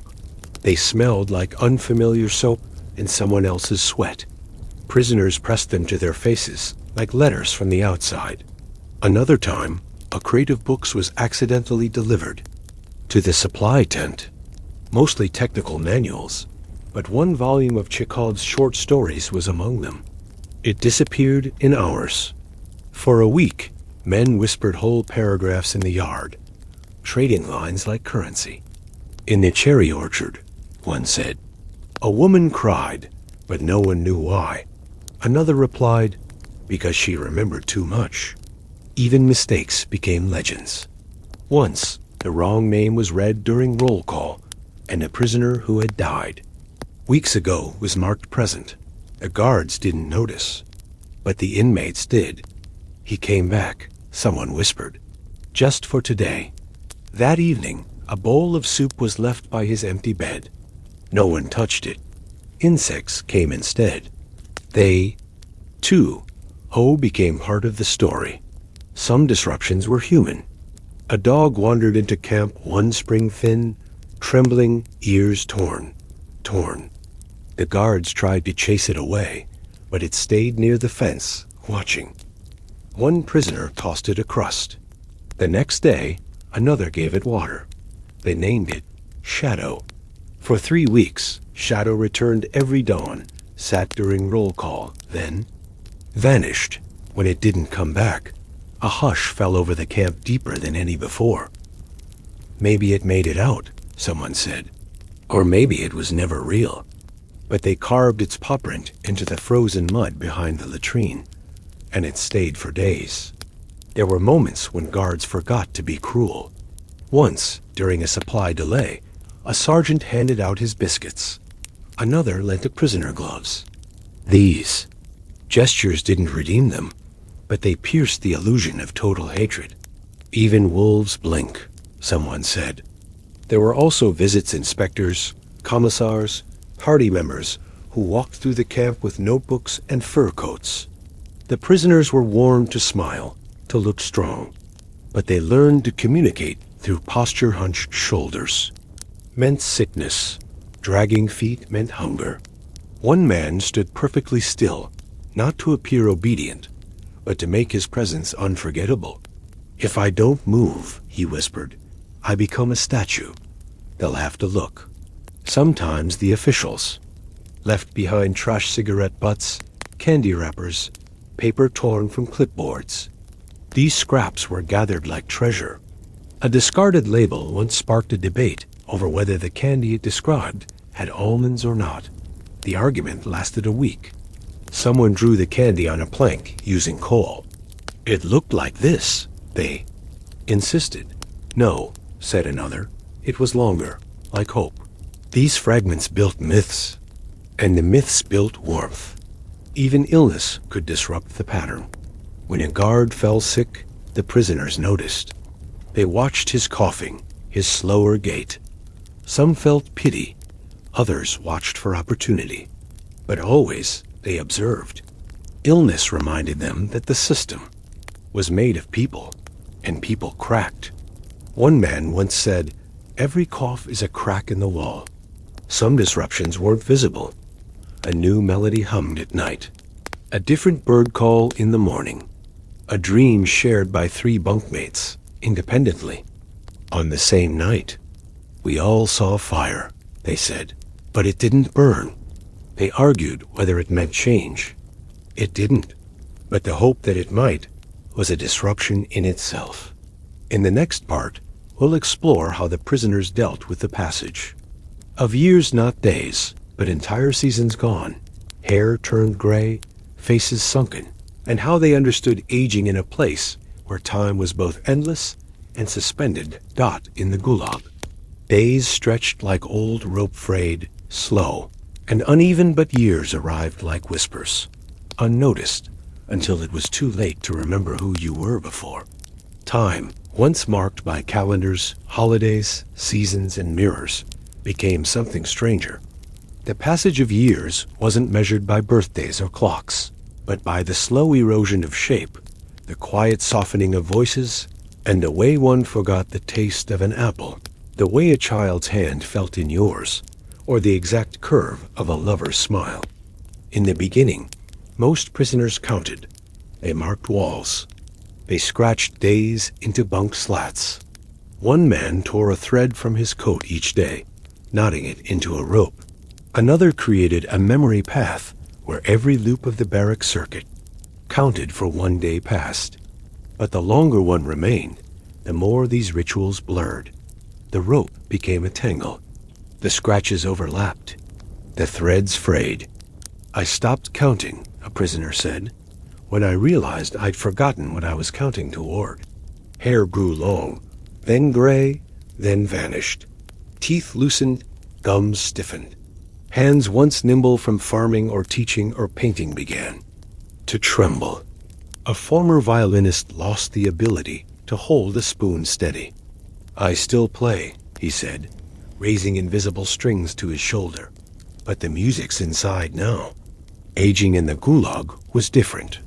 It wasn't just the body that bent, it was the idea of being someone. You watched yourself become another version. Not better, not worse, just ... faded. Prisoners described it like weather. "I'm fog now," one said. "Less edges." Another whispered, "I used to be a hill. Now I'm in a field." Flat, quiet. Some didn't notice their aging until a new prisoner arrived, younger, sharper, still defiant in the jawline, the stance. "He walks like I used to," someone murmured. A few wept not from envy, but from recognition.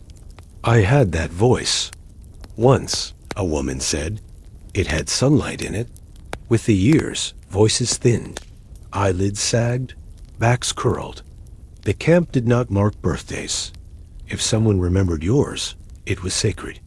A crust of bread might be offered. A quiet song hummed. One man wrote imaginary birthday letters to himself and folded them into his pillow. "Dear me," they began, "you have survived again."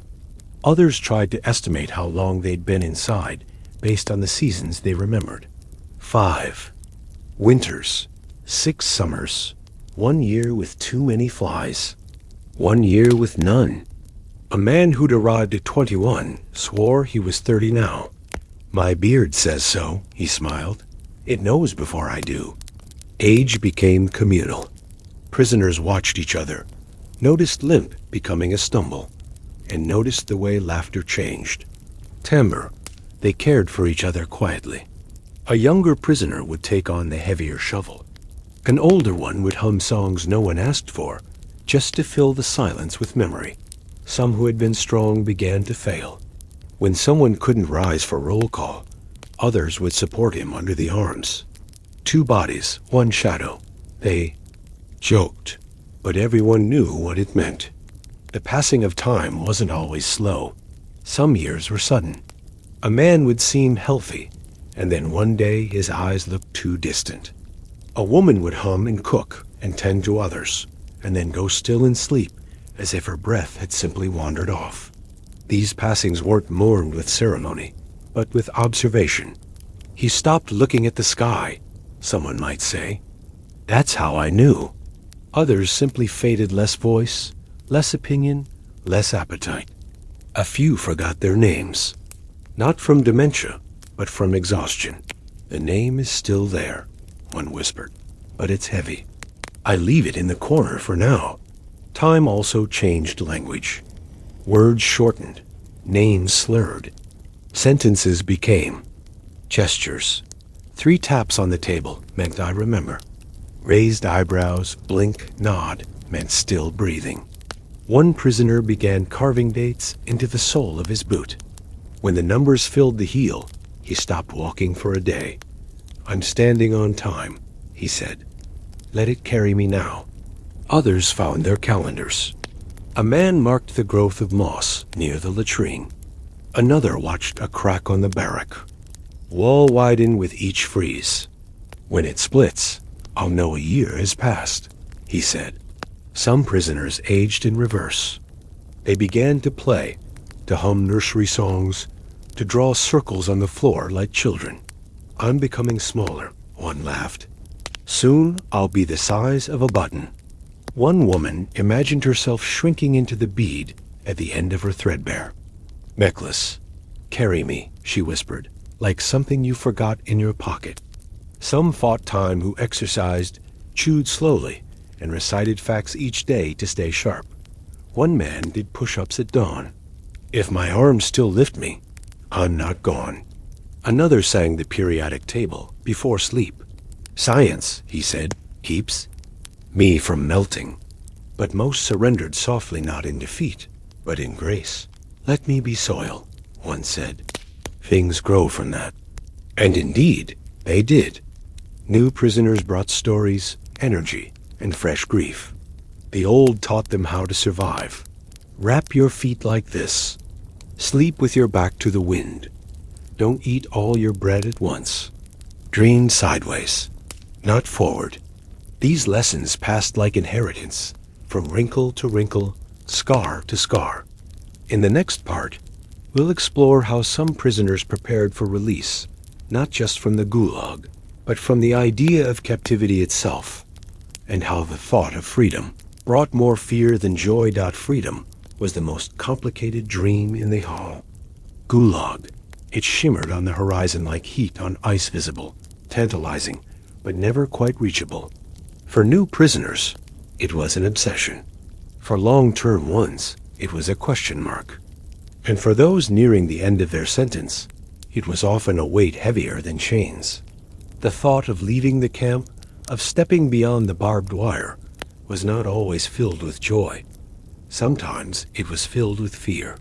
Because what happens when the walls that shaped your entire world suddenly vanish?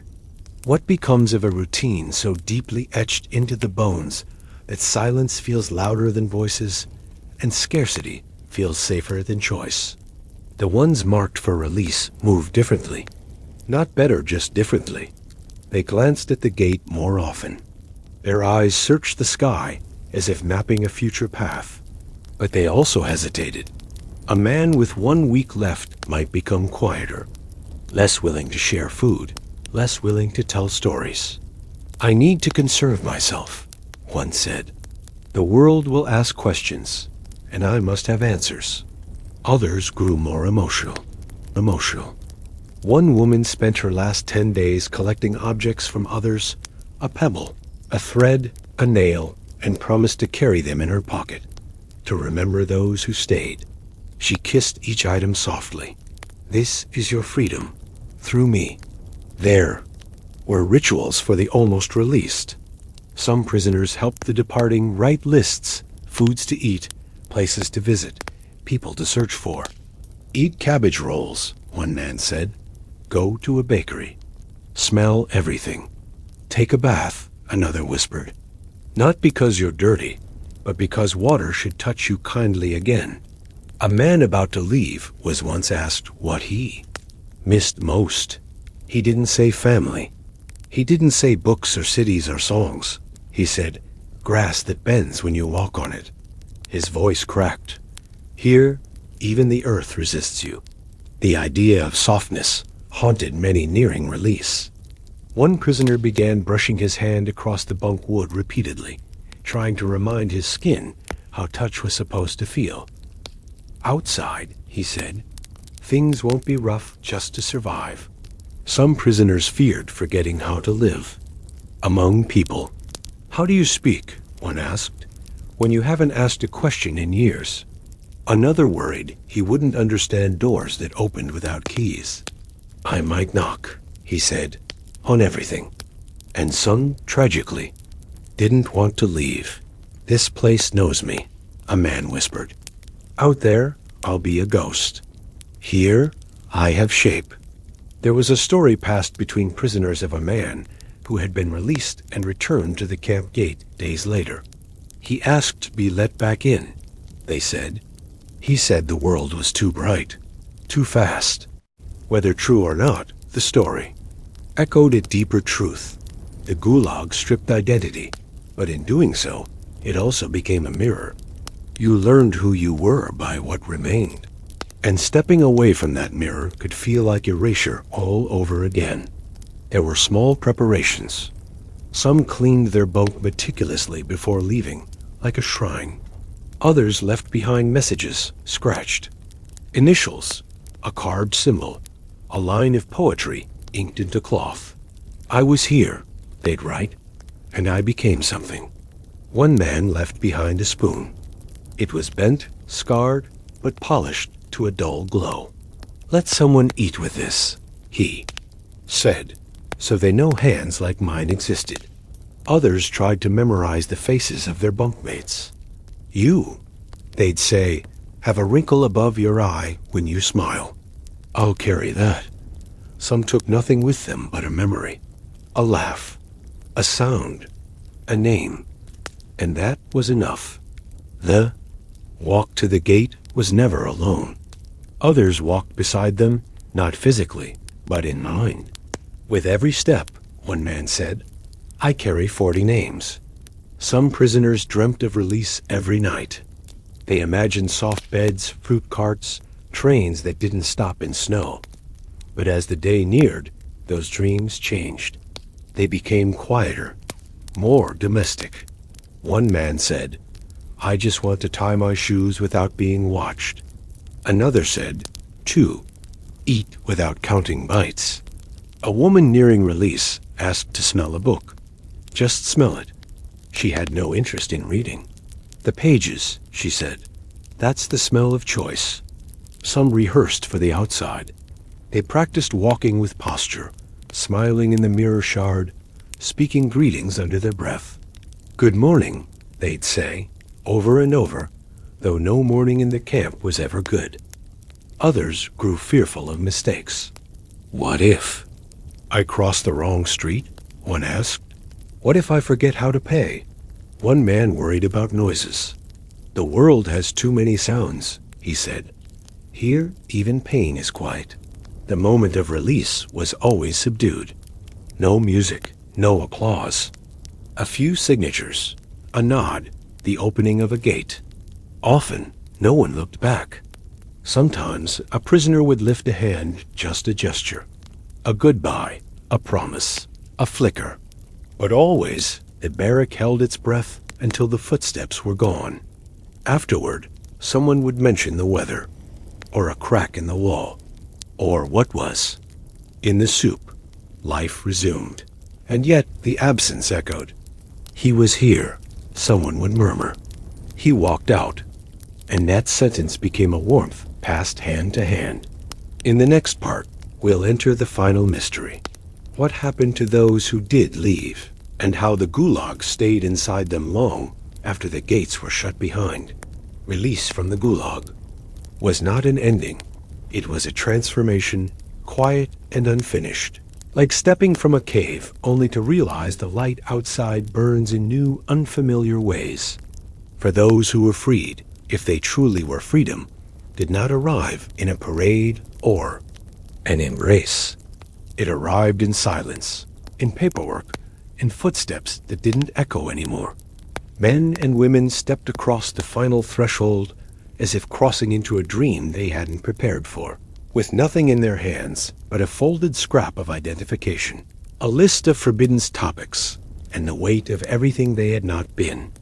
Allowed to say, the world outside was louder, more colorful, faster. But for many former prisoners, that world felt less real than the monotony they had just left.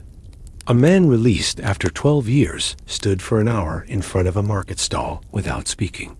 I forgot how to choose, he said. Everything looks like memory now. Others flinched at bells, stepped aside when someone shouted or whispered. Apologies for standing still too long. One woman, once a schoolteacher, burst into tears the first time she sat on a cushioned chair. My bones don't know how to rest, she whispered.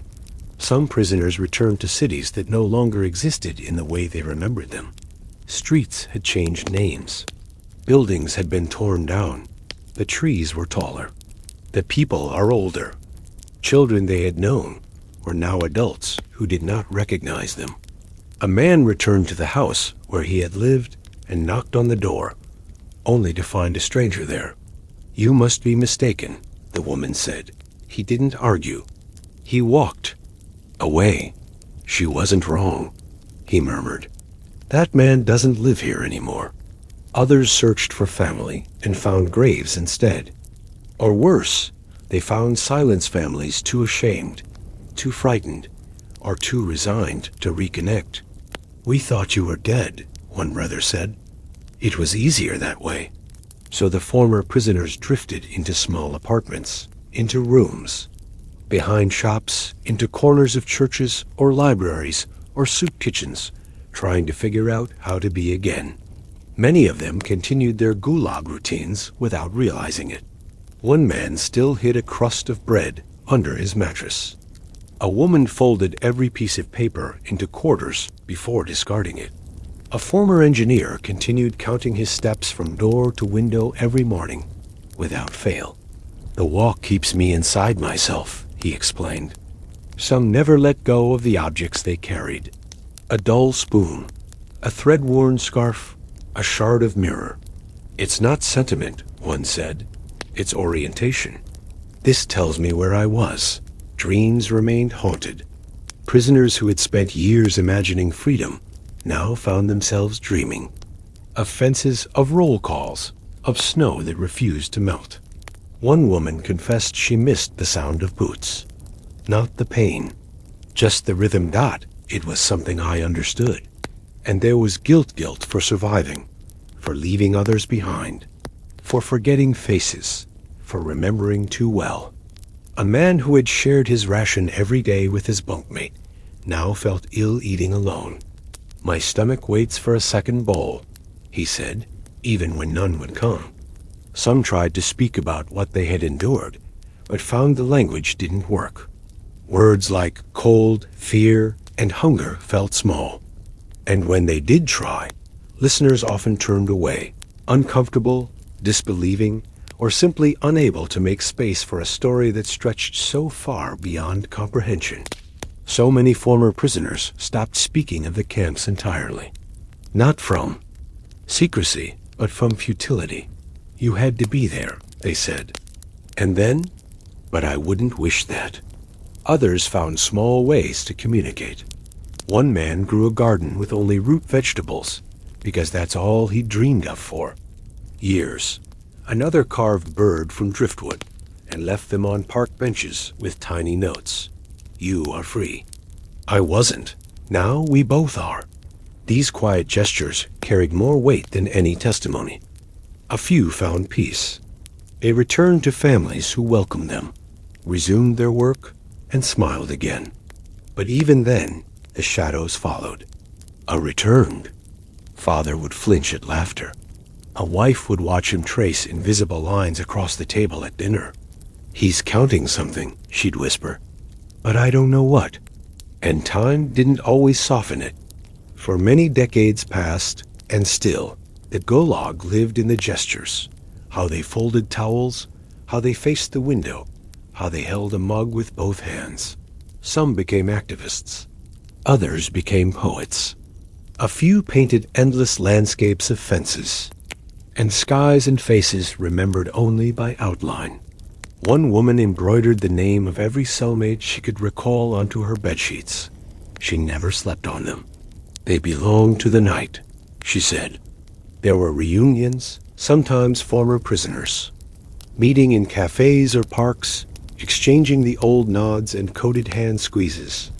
They didn't always speak, but when they did, it was with great care. "Do you remember the owl on the roof?" one asked. "Do you remember the soup with the fish eye?"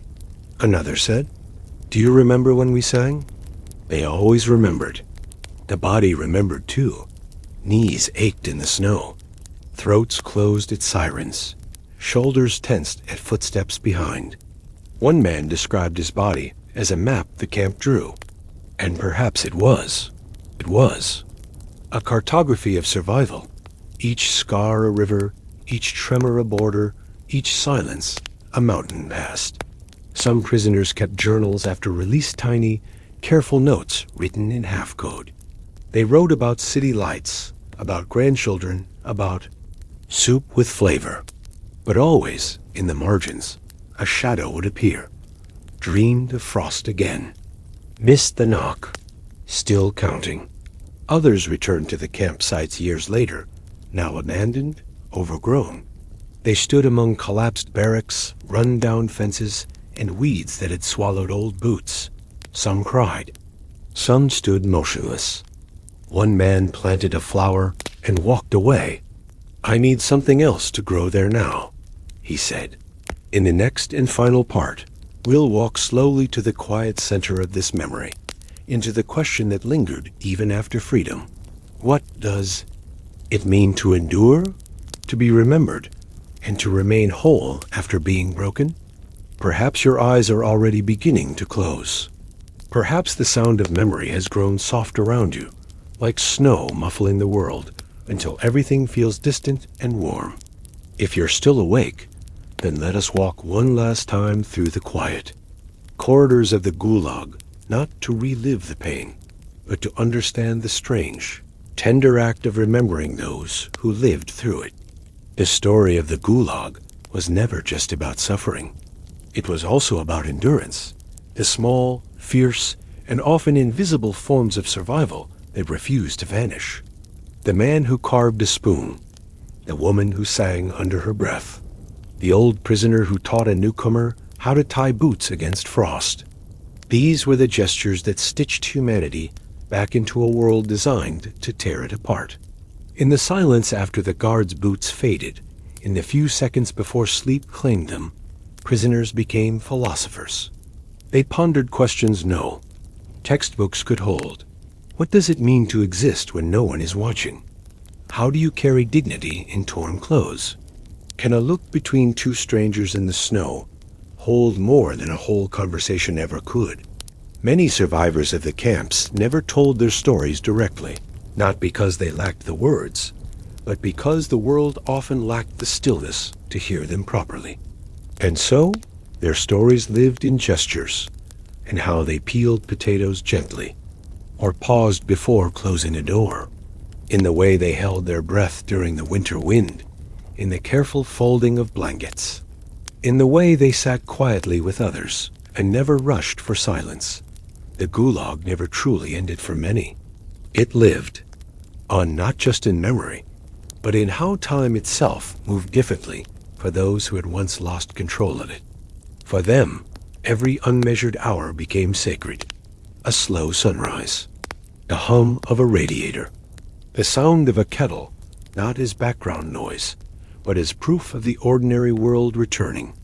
One former prisoner described it like this: after the camps, every moment became a bowl, and I tried to fill it without spilling. Some would take daily walks, not far, not fast, just enough to feel the sky. Others began rituals of their own, soft repetitions to remind themselves that this life, though broken once, was still pliable. One woman lit a candle each morning for no reason. One man sketched circles in a notebook every day, calling them wheels of the not forgotten. There was never a monument tall enough to carry the names of all who passed through the Gulag. But some survivors believed memory lived, best in motion, in the way hands kneaded dough, in the hush of libraries, in the patience of fishing, in the warmth of tea poured without rush. They found freedom not in noise or vengeance, but in being able to sit quietly without fear, in choosing to speak or not speak, in choosing to leave something unfinished and not be punished for it. And they found wholeness not in pretending. They had never been broken, but in knowing they had been deeply and still lived. The story of the Gulag is not only about how humans suffer, but how they hold each other together in the suffering. One man, who had carried the name of his best friend carved into a stone for decades, finally placed it under a tree. I don't need to carry it anymore, he said. He's in me now. And so the memory passed on not as a wound, but as a rhythm, a breath, a stillness that taught others how to listen. If you're still here listening, resting, breathing, then you've become part of that rhythm too. Maybe tonight, in the quiet that follows this story, you'll feel it, the weight of memory made gentle by understanding. The way a name becomes a whisper, then a breeze, then a hush. And if your eyes are already closed, then let this be the final warmth. The knowledge that even in the darkest places, people found ways to remain human, to joke, to sing, to pass a crust of bread, to dream, to wait for birdsong, to survive. We have walked through cold and silence, through fear and fading, through hunger and hollow laughter. But we've also walked through light faint and flickering, yes, but real. In the flick of a match, in the grip of a hand, in a lullaby sung to no one, just because the voice remembers. And now, as this story folds into your breath, into your stillness, into the long softness of night, let us leave it gently behind, not as a burden, but as a blessing.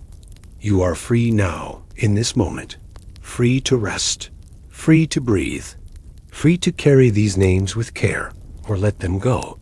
Perhaps your eyes are already closed. And if they're not, if you're still with me, just for a few more seconds, tell me, softly, did you feel it? The cold? The warmth? The hush of history waiting to be heard? Thank you for listening. If this journey moved something within you, or soothed some tired part of your mind, subscribe to our channel.